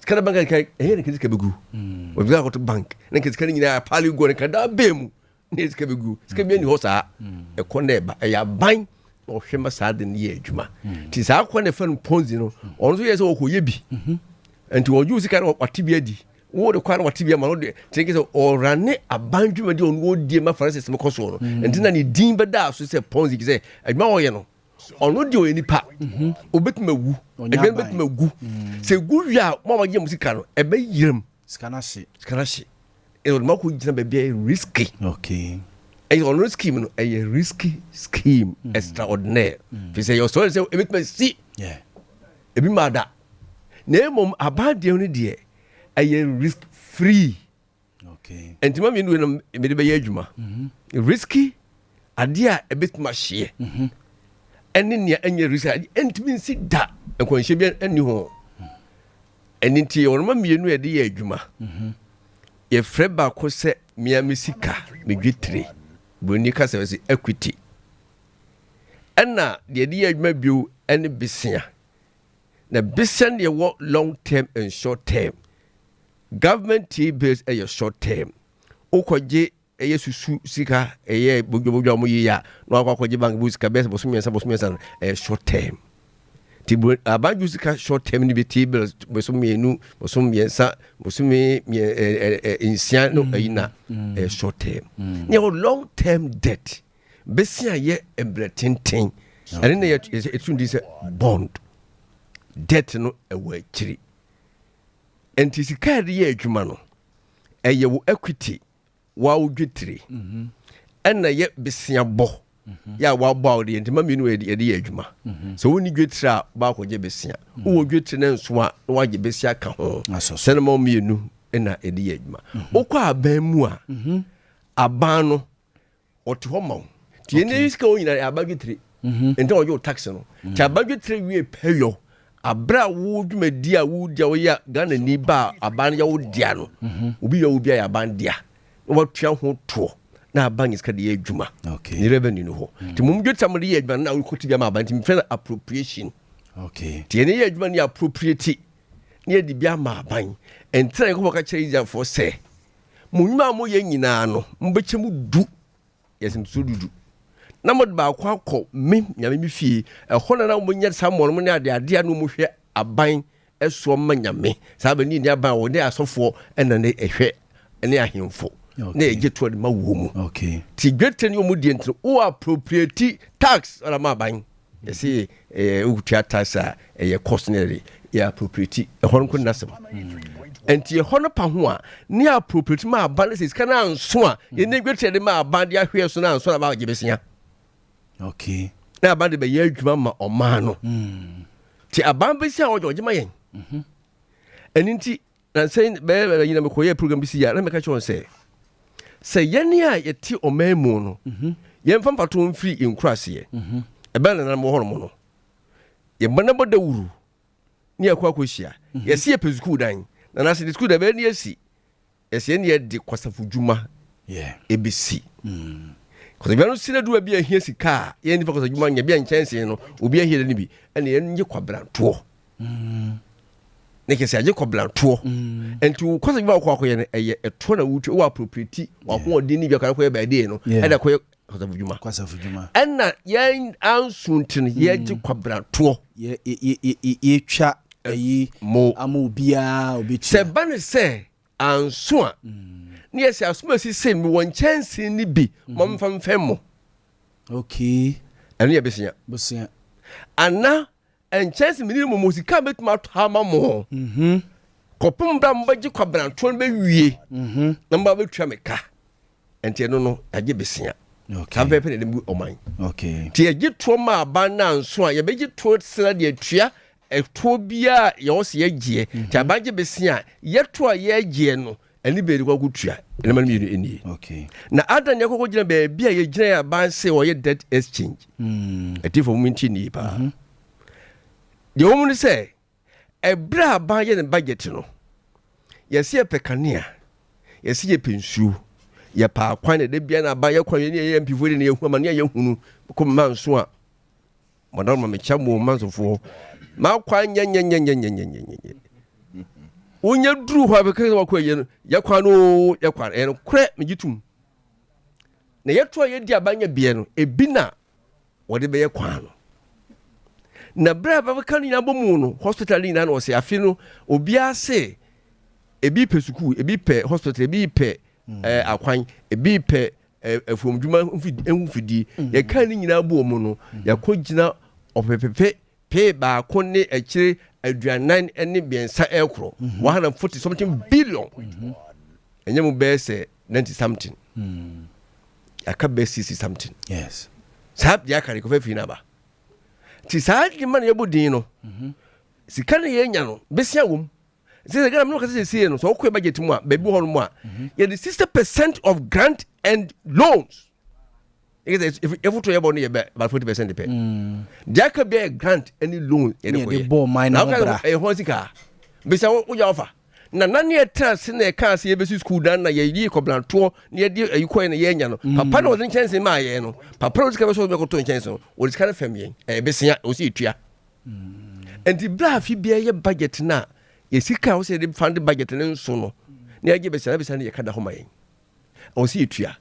Timmy busaponi meni mi fiofo ebedi sidi ahanu afi baako manya mu sidi wa ha akasi di wa ha ya wosem so so ansama menya sidi ahanu me agina afi baako no menya sidi wa ha na mfi madwuma mu ntako je besia afi so yo se bitua na nakogye chance ne bae na so ye ntua sidi wa ha no na afia ba bio ye sanya sidi wa akasi di wa ha ye sa kogye besia ne bio sidi wa ha bio ayi sidi ahanu ye sa kogye mfe miensa na ayi sidi ha sa emfie nan sidi ha nan usika sidi wa ha wudi besia ne betua obesia no hunsi ho ene besia ma ame no okwemba papa se nyama besia ne bio fi se dem gima ho ntimi ntua ho na Ghana e be jan ti se wura polika ye no se ko ba se Ghana ye adwuma ku a kese bankruptcy yes ye ko ton no abanye adwuma ku ti enton aba fi se aban ton aban ya bibia hwiase as be say no aba so ni so hwiase o na yira aba so nyira tie ye liquidity aban aba ho da like say oh you risk free inside that the man said that no ene no if you say me adwumakuo na me kwaje be koto car na car no hwiase me adwumakuo no se gu a wa ma mbesia no otan ya o sika ase okay sika ma me no so re chemi a sika no so asase na ye besia ntribu ho ma na de ko ka wo japade ni aton ye tuo bi ka okay se ko ye ankwankwa dwumadi na se wo hia wo sika na kam na ban de enwo nti no sika da bi da ho also to mutual amount is going concern and the yoko jana say aban say besia no wanye ani o akufa na entranka nyi sika ani o yes ye pa akwan no ye petel some military o ye to aso conference da ye pe no school ahodo ye same school na din na agenda 111 na musi no dudu nyina ye mesia okay and mesia du ba bia kodro no na ko wie say ye nya besia bia afibere na bank ma ye adwuma ye ne ye pa akwan ye ne ye pe schools o hwe budget mo dia na me say ebinim 7 paduaso se na meka epe bibia bi and when it comes to say yin twa dia na ye twetwe na ho na twa ma yen ye ne o se twa yen yin to ma na ye dia so ma na ye dia na se equity ni say edwumadi edie nyina no aba wo mu chefa dia ene be se ebo ma yen yin kan wo se eno so ye se chefa ni bia na han na ba yen hihye bi na han na me so me kira dwen say so wura so sa ka say se eba ne say yen ye koje be se na ye ho se yen ka ho ye ho afuma na ye mistake yen tiase no man ye dia no man ye dia no ko wie se ye kan ho bom se be ya mra be ya adwumanti ni sisi enti no ene ye nyina ye de ye ho bom ne ye di to akaka se be ya ye benya ye die no koso ne ye ho bambo because as de bia kemanfo enti aba no saa no be se abaje be ye ne ka enti ye be na banet metria abanje hye ni me wie be sa kiro se no alternative ye me wucha me ka kiro se abra wo kana de won ye no me nyintum be ye be ye wo de alternative we na won tiase for solution for bra for alternative bra because there is different methodologies aba methodology ba kwada ba ne say enya de bone ne mo bia fa bi wo ha na bi wo ha betumi aka ho a betumi wi ne emela wi peyo aban hye ne say besian ya bona hudu bebrebe ebu wo ho no ma besian de si ho no na ebia wo hanche mudu ebia wo hanche munum ebia wo hanche moduonu ebia wo hanche moduonu mienu enti wo hwemu a ahodo ene ebrede so no ebeso bia mfie mienu ebia mfie miensa ebia mfie nan enti wo huru se besian gu ahodo o se o ahodo be se bese duanan o so de nyina be wie be ba kope se be ya obetuma issue new security bi se besian magini nyina no emeye ba akoma yen na menye ne se mu nyina no mu ensi ho anytime o se de mature no ahye ni se de di kan afie di kai no 2023 no onsi obi aho enti onsi ho no abanse onsi ho ma afiwe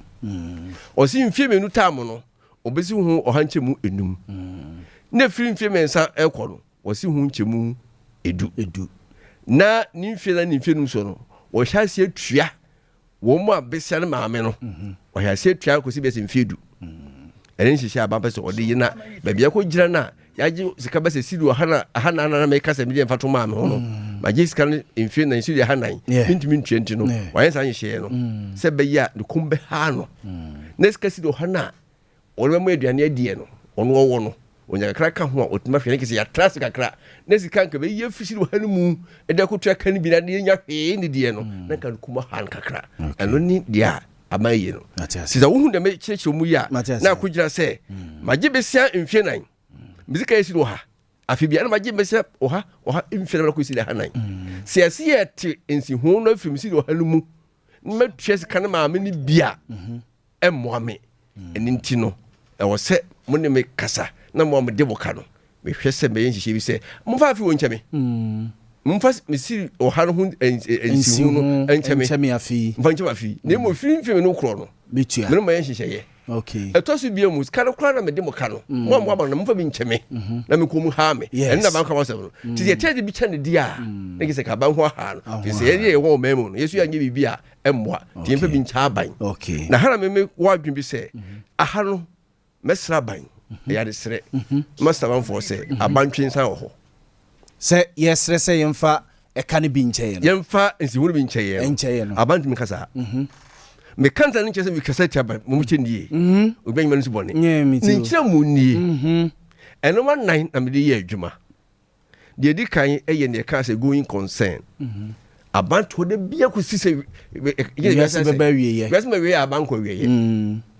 ɛtɔ so mienu we can be say risk free and risk kyerɛ sɛ ɛsɛ bia ne sika no ho sɛ bɛyera gyaban yɛ obi ɔyɛ risk free sika no nyira da ɛtɔ so miɛnsa ɛyɛ interest rate deɛ ma sika no hyɛ no ɛyɛ sɛ wobɛsi me ho to bɛsi me ho di a kam sika no kɔyɛ adwuma a kamenya no okay ɛna wo sɛ nea wo de fa bɛsia te bɛsi wo ho na ka adwuma na ka kɔyɛ na ayera no na ayu ebi pɛ yo miɛnsa no ɛtɔ so nan ɛfɛ bibi sɛ time value of money sika no ɛda hɔ no na ɛnyɛ hwee no na ɛsɛ wote nti wɔkyɛ bomi ebi a ɛyɛ sidi apem ana sidi apem ka mekɔtɔ wɔkyi na bas oh mini sika fa sika no fɛ me ɛma sɛ ne menya ntɔ wɔkyi no me sika na fa ban sidi apem afeda oso bɛsi mu ho ɔhankyɛ mu aduonu ti menya apem no ɛho nsihu bɛsɛ sidi ahanu afidure no watch no ɛkɔ sidi apem sidi ahanu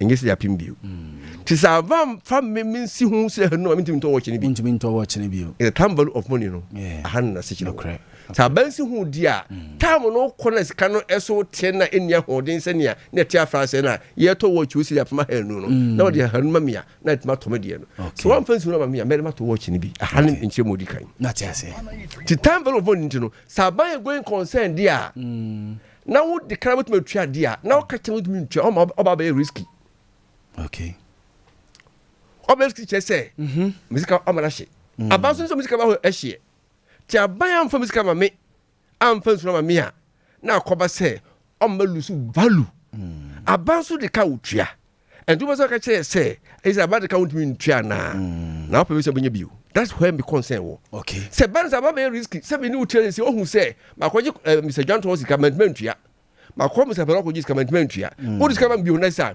yabi ɔsuro me firi sɛ mayɛ risky bɛgye wo sika ɛbɛhye aba so sɛ wogye sika ɛhyeɛ aba kɔgyina hɔ a wɔgyina baabi a yɛ a ɛnti sɛ ɛkɔ ɛhɔ ne menkyɛ mu di kan ɛtɔ so bia mu nie ɛdeɛ bi wɔ sɛ aban yɔ aban bɛtuma defer na ɔntumi sɛ wontua nti bɛsra ka sɛ aba menhwɛ no sei deɛ meka nyama no pibi nyama aban megya hɔ as expert in finance na mede yɛ mekyerɛkyerɛ mede mekyerɛkyerɛ sɛ finance akyerɛ ho adeɛ a ɛno nti no aba bɛtuma bi te sɛ meyɛ saa de december mu na ɛsaba na mehyɛ sɛ kade wasɛm na medɔ wɔ matɛnhye sɛ saa de ma wɔyi ɛbɛsi nti mede ka ho asɛm kyerɛ wɔ nyina sɛ mekan na megu so meka no ɛnti aba bɛtuma defer the payment of the interest ɔbra nka sɛ wontua ɛnti fa no sɛ bi a afii me watch na meka bɛbɛntuma ntɔ no ɛho nsi ho si dɛ hɛ no kwabena mentumi ntua ma ɔne mmom mede bɛka wo sika bɔtene sidi apem na akɔyɛ sidi apem ahanu sɛ bɛyɛ next year no sɛ mantua ma wo a wo sika maame no akɔyɛ sidi apem sidi ahanu ɛnyɛ sidi apem bio okay nti wa capitalize yes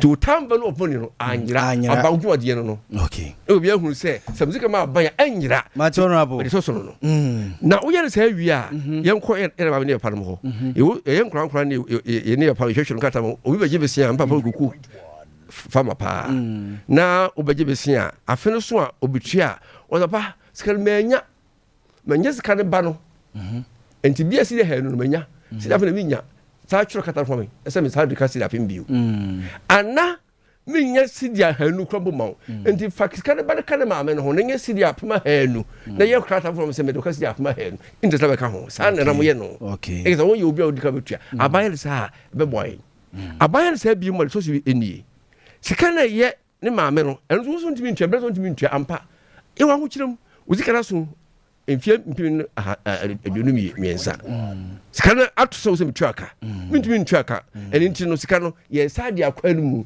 ɛyɛ kata fra mo timi de wakasi de apem ne ha no waka na sa mo ɛyɛ pepepe na emom no nipa no pesika deɛ ma ayere no pension for say one fantasy my ne yɛ sika no egu deɛ mom ka sɛ kumuli begura ne sɛ bia egu sɛ yi sɛ mero ka sɛ engu saa na emom mo ho ɔden no ɛso bɛte what describe to bonds ya wo di sia ma ne nkɔfo a wo mu no ɛyɛ pensioners sɛ bi mo kwa ho kyemu no o mba ko gisika ne bi to mo so invest wa ba mu say bank is ka kono enhye say na obere so money interest now so ntwe bi ma na e be ma nyeba no conform so do tam ko pension no sika no wantua interest on fan kan ho eno na mo e kan bi say e mama be akofom na honorable ni nche mu nie amewie mlade koma fo tie pa so ti mo say ye de land de wo mu nie e free say security securitization and tradability people na e cry say no ye say value ne kan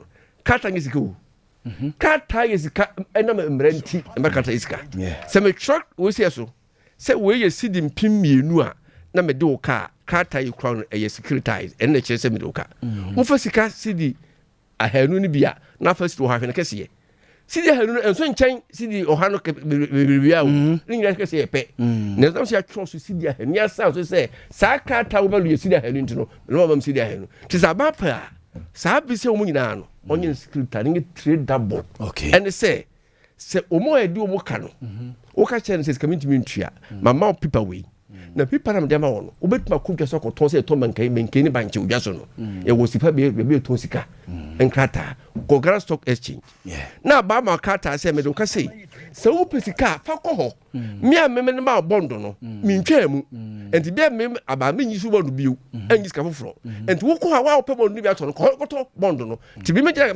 ekura me to ma wa wo da so wo bondo na bi ma nyi sika sa ba secret this way no in trade double e ma grand stock exchange akonsoma grand sika sa e tim ama man no e Ghana smile was affordable George obeying techi and I attending cano say oh one so watch same way more or tax expert ya watch one dia nano is a Akentina Minka University of one resources and a UCK no a ho and another pay na ochradie oza chradie or take about tax no one sense more and ya say it or yes but pa I go PV ho and komoyi baby ya ba bedru ni PV Ghana ye debt exchange program no baby ya bedru ni PV EDC the one can is doable but not in the case of Ghana ni waka ni nyina ye be yi ne mo manye Ghana not in the case of Ghana okay but you have been downgraded so what are you going to securitize for somebody to buy you don't have it value okay so it is doable but not in the case of Ghana Moody's ne hwan fo ni nyina I didn't know a bank in Ghana issue a guarantee now oko securitize oko monetize you get less than 50% of the funds guarantee because ratings na dem Ghana banks e wo from sameje bibi to say a guarantee from Ghana Commercial Bank na me copy market say me kwa securitize and me monetize na me Lloyds Bank Lloyds I can get 90%. GBs I can get less than 30%. I didn't hear. Yes, because bank rate no form. I didn't in a country now omode kakese. When they go to borrow, omunya a lower interest rate. Yene ye question. Ye may higher interest. Why? I didn't. Japan for the catching of barriers number. I'm going for the catching of barriers. If they go to borrow this year, recession when you almost they can still go and borrow. Yeah, kakakere ko eno. Yetimi nko enko bobushia biem sese adenta to be a japadi susa as simple as that the recklessness mismanagement ninga ka ho bi now nobody is saying say Ghana enye ye nyina idea but you see when there is no integrity in your conversation any ma say neighbor about we bad power they brought something they call debt reprofiling. What does it mean? In simple terms, what could you know do her? In Simuno also. When you're bushing be in Simuno from her. 2% of boss abushan, educate Yakasman, in Simuno money a day. A free home. Now, we just go from no amount of physical space. About we are based how you win now. Where do we find ourselves now? The Sanko to Amanakem. Who follow? Me follow pa. So let's ask ourselves, if you have a government who exit IMF program 2019, no, what you call Idobon market, when your loans you over subscribe no me boy now beto dokno wato siding wato corn beef why pedu stew why nkatekwan na abeso anu one mono jollof yenidi emfaso mayo wonya mfaso the mere fact say wakwa kwaje bosia ba we should enjoy it. What were you expecting? Wait, Barbara Sembia anymore. Quotation, Bob, anyway, Ghana is behaving like Oba when you can walk sorry. Near bomb pies and more pemba. Momrana was like with them. Sana Ghana Subaya. Yes. Oba okwa sorry na woni kunu near bomb pies and more pemma momra. No sorry akujinem. So oje bana to ochna. Wait. What we're saying is the government is a going concern. When the government is responsible, when the government knows what governance is about, then we can classify that government as a going concern. Okay. Who told you say government security is not the most secure one? Say secure one can it depends on who is managing that security. Say you're reckless. You can't classify say Ghana. And I buy be security risk free, yeah. It depends on who is in charge. And baby it is because of who is in charge, the recklessness. And the deputy will be a Okobobo Shana the high planer. No honorable am very good. I say, Meji Wedia, Nam de Ma Wedia. Yeah. It is because would you Wedia wo the man and first will be a free member so Abaho. And son, what team the background I'm Moby. So tell them there's a build back. Wait, yes, no, way, anyway, I'm away. In your case, it wasn't that. Okay. Yeah, this kind of air high plane. Yeah, this kind of consumption budget. Where I buy borrow bonds, 171 billion cities. Yes, we're using 66% on consumption related expenditures. 34% went into CAPEX and other few things. How do you expect to pay back the money? How do you expect to pay back the money? It's not about Bible quotations. It's about how you understand how things should work. And then they do baby a total mismanagement. And as a ranker for you declare bankruptcy. Yeah. They don't have any form of natural resources. We have them in abundance. Now we go to Bible. Yeah, it's a Ghana so betime dru sa bankrupt status na Sri Lanka edru. Ghana can. Yeah, Richmond come from Pong. We are investment. One a clear instructions. So we roll it over. Yes. So I won't expect anything in my account. What I will be expecting is say update say okay, see now you roll it over. And then say me roll over and then it's come to my account. Okay. We are bankrupt. So Bank of Ghana have issued a directive, a unilateral directive there. More investing in because we that is the fact. We are bankrupt. And you see, it takes a statesman, or general man. President Mahama have been saying, look, let's call for a national dialogue. How many times now one can say the same way? Yeah. And this government have been very recalcitrant. Say, and one mayor. Look at what the Attorney General, government, the detailed explanation and the options of the man finance minister. You see, you have a government in charge who is inept. They can't even manage situation where what do you be? What do you do? What do you do? You sit somewhere and issue directives. Can I fatter is on say government is what? A sovereign state. It is also in that this same attitude na a war abandon. Any day do baby agree. As and the first Casade we am are there. About maybe the come so pension fund we yeah. You don't have control over their investment portfolio. What they decide is what he wants to do. Mama be you have no right to come and question me and say maybe because so I should go and follow on it. Doesn't make sense. It doesn't make sense. So the bond holders are saying we won't agree. But now jet, now we increase public sector workers without recourse to Sika would be you were one. Assembly young country about Ghana. One more babusian, assembly young country. Should be able to. And this was a government, and when they were in opposition, so and so on kind. Mami quoting that about me. Was if you find yourself in a debt hole, you dig yourself out. You don't dig further. And then when a chain now, it's late to meet the CEOs of the banks, to meet this and that. No?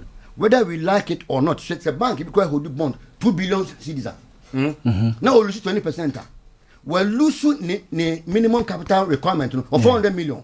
Banks in Begu. So it is telling you, sir, banking sector clean up a year now. We've come to zero. Again, I buy this kind of order. Again, order, yeah, one come in. Our returns into me, ma, and my own to me from Chawaka. Get order. People say you see Canada. Not just on my no, baby, a drone, no one see a Giagua, no. Because be a baby, yeah. They were saying so, I didn't import cover and why is debt to GDP ratio so important?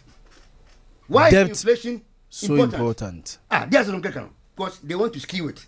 Say, Oma Bana was Indiana. The inflation is important. The macroeconomic indicators. Because Bank of Ghana see you editor public accounts committee in penny for them say, sa import cover near the adeno. Ghana, 7 Mondays. I catch you for be I say, you better be wrong. One can't will be in few.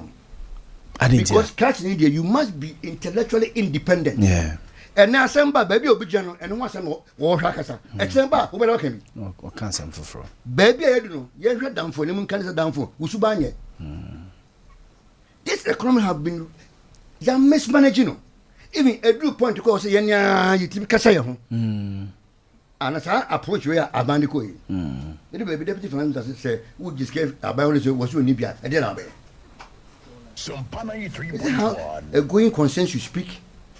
And this government lacks respect, lacks integrity, and example. Sanama means we are Bambia, only be we feel integrity and example. Say one, if you don't respect the people who give you the mandate, if you don't have integrity, and you can't lead by example, you are failed. On respecting people, no say engagement with them, no and what Jimmy Sika. What many more terms? So what you mean to who should move the first step? Say me mum no say me ba ho be catch you. But show respect. The first time where who can Attorney General's report now? He should have been pushed out by now.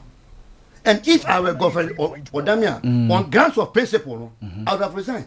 He's there to advise government. Go for the Adame. Yes. On resign say because the very existence have been glossed over. Where you see there shall be an attorney general and the minister or not quite minister yes, he's there to advise government on so, MRA to say or advise government now ban NTR in principle what okay what say you know my who say me two ban for say yes baby a ye kono move the next step they no be when you want to we see you existence in government to advise government to avoid have pitfalls. No correct. So if you advise now, banks are going to that's how to and so many also. Your advice you say go on this line. Yeah. And then and I buy nipa wa ben na obi atimi kasa. I say obi a dwene akwakoto baby. I can't you follow him before a woman now. Nobody is able to voice anything else. Shall I be a no, Jojo, be tell you say. Minim Kato. Can you come them? Let's say, look at the car and Echo. Me who? What is your big car and Echo now? Me who? Is that what has happened? Yes, you know. It's young day. PV enya dia meba sisi ana omo kan a friend say banks na say yeah 5 banks there they are almost gone 5 out of the 23 17 na catch vice president ne Bank of Ghana CEO say sade no mo kono se no mo si kona omo dwetire emu 5 they are almost gone where egu mama ka mention yeah bank set clean up so omo from BB that Ghana Amalgamated Trust and shameless say there are 5 indigenous banks here. They were well managed. But almost ahead, Ashi, the bank of Prebusan, the head. Abreo, ADB, NIB, GCB, GCB. One bank, well manager. The capital, I said, doesn't make sense. Sompa 93.1. And even it's against the Banking Act to use the borrowed funds as part of your capital. So why would you go and borrow and come and capitalize a bank? Ghana Development Bank, about long-term finance. Why is the Ghana Development Bank? Why is the impact? Ghana Cares of Batampa program, 100 billion. Where is it? The economy have been mismanaged. Let's accept it. Going forward, yes, going forward, any other state people, let's sit down. Yes. Yes, let's sit down. I'm planning for the country because there is nothing under your sleeves. And before buying it, be bare new woman, they have to offer. Another mandate 4 years plus the 2 years now. What did catch me? Near my question, they have no clue where what the memo. Now extractive sector. Yet me extracted $12 billion annually. Now I'm a proportion 3 billion. Let me be how. Extractive sector say you gold, oil, bauxite.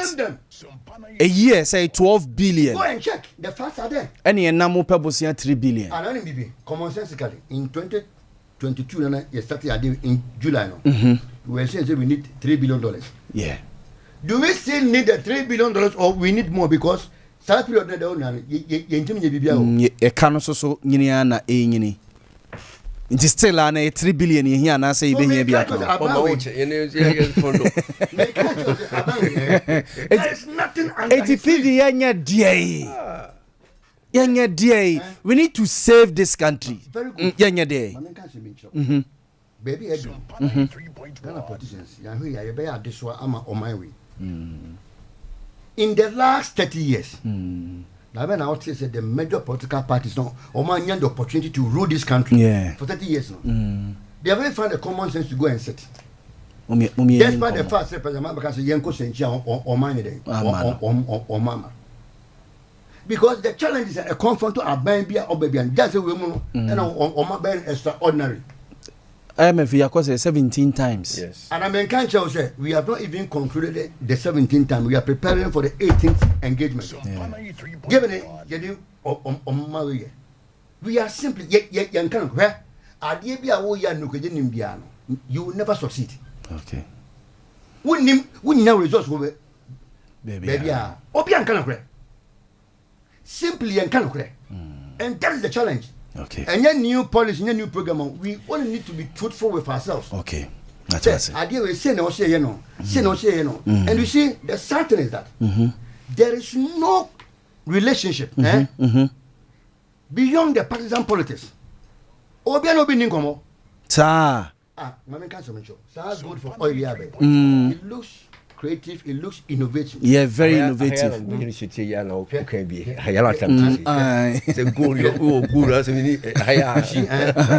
I buy them situation you woman. So wants to learn.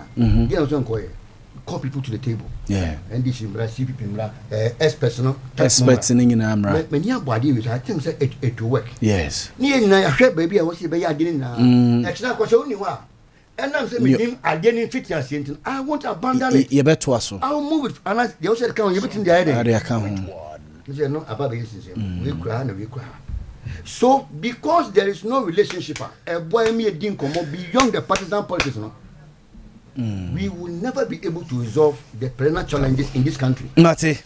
And that's the fact. Mate. I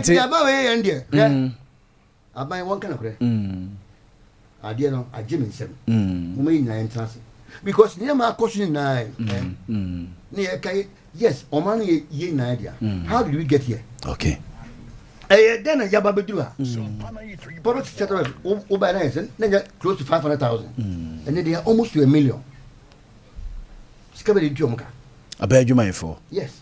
Close to 1 million. Yes. Skebe na yeti omuka. When I ain't changing the person buy. You promise to pay the training allowance, next training allowance when yes. But emu yedna, you know so ye. We free ho. You still hold on to it say penone work then say ukra. Mate. Sukua ye bi na. Usu ko aduane won kwa. Secondary schools no. Obi gere bag mi ensa, adua bag mi no, esichire bag ba ko eni ho. Etini ama ye hwe. Sa ade we your friends bond. The government wants to create about 22.7 billion physical space and spend it on elections. They are not even thinking about say one more reverse trend. No, they are thinking about elections. Now, man, I'll hand over elections 2024. Yeah, 2023. I'll prefer to hand over to who? An MPP what? Government.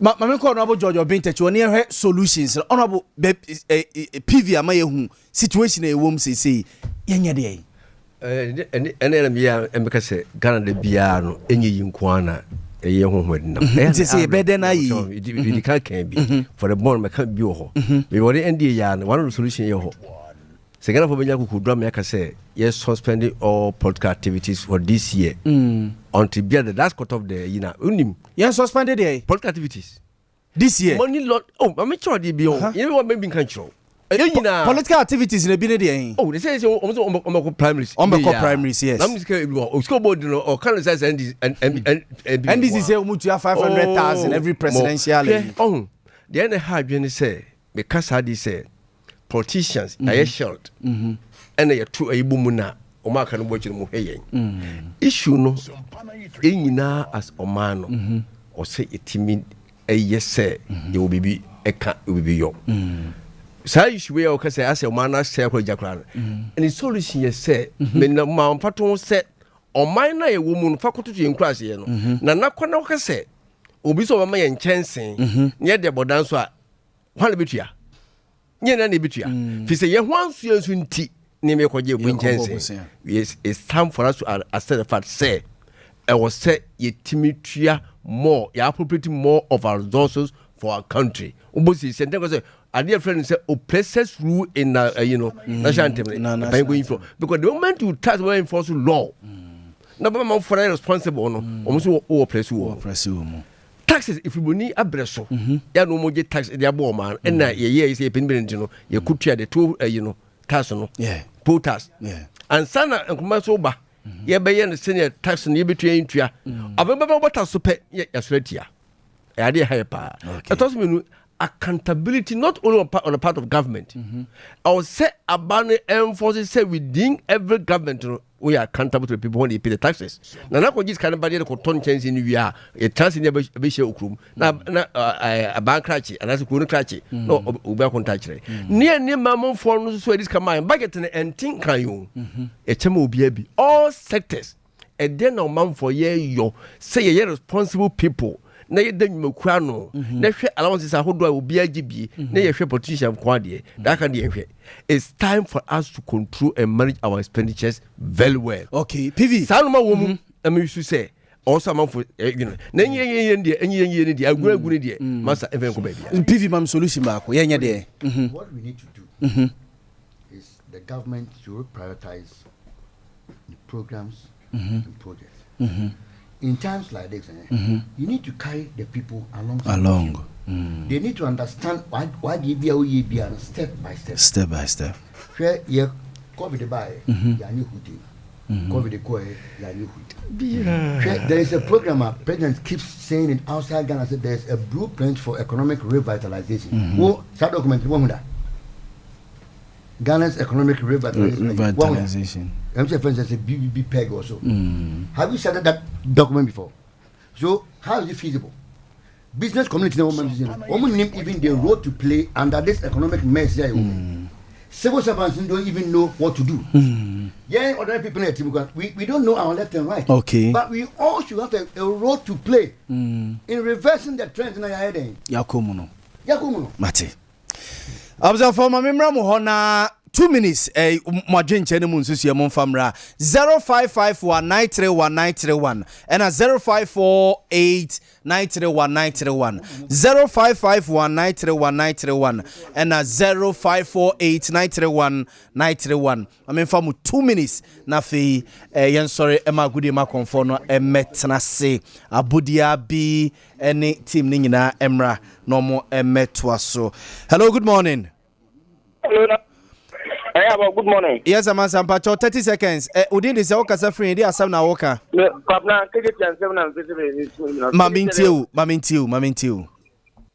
And I use no man wapa how. And somewhere close to Kitty and the more because I'm on the shop on a more number.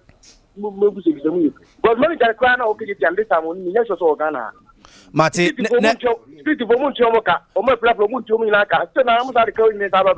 Mate, next week, you better now when I design common pa. Hello, good morning.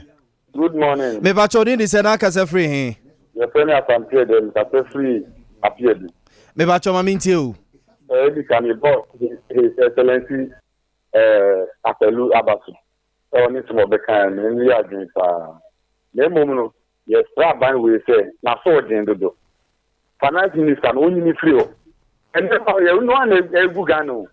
The boss be brebo akodi kodi aka say Nana do buy as you working here. Kakra ni education. Mate, yada say hello, good morning. Udin is an akasa free. Maminti o free man so monsiaso. You can get Nana of the door in a couple.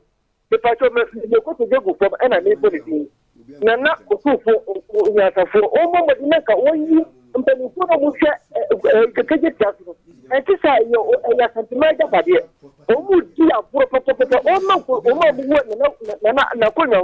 Mate, inti also tune from Remuna and Perifone and Dakajeti Anu Diabro. Hello, good morning. Good morning, because I'm from Bonin in our headquarters. From Bonin in our headquarters. Papa, the elders are the head of your man. Something at all, and I thought of the idea of my Yatoa, Ubenyo, dear. Bivine, honorable Yapon, Yakopo Yadman next week, a better so. A better discussion, so. Yet I say, Adobe Biaso, out to me, friend.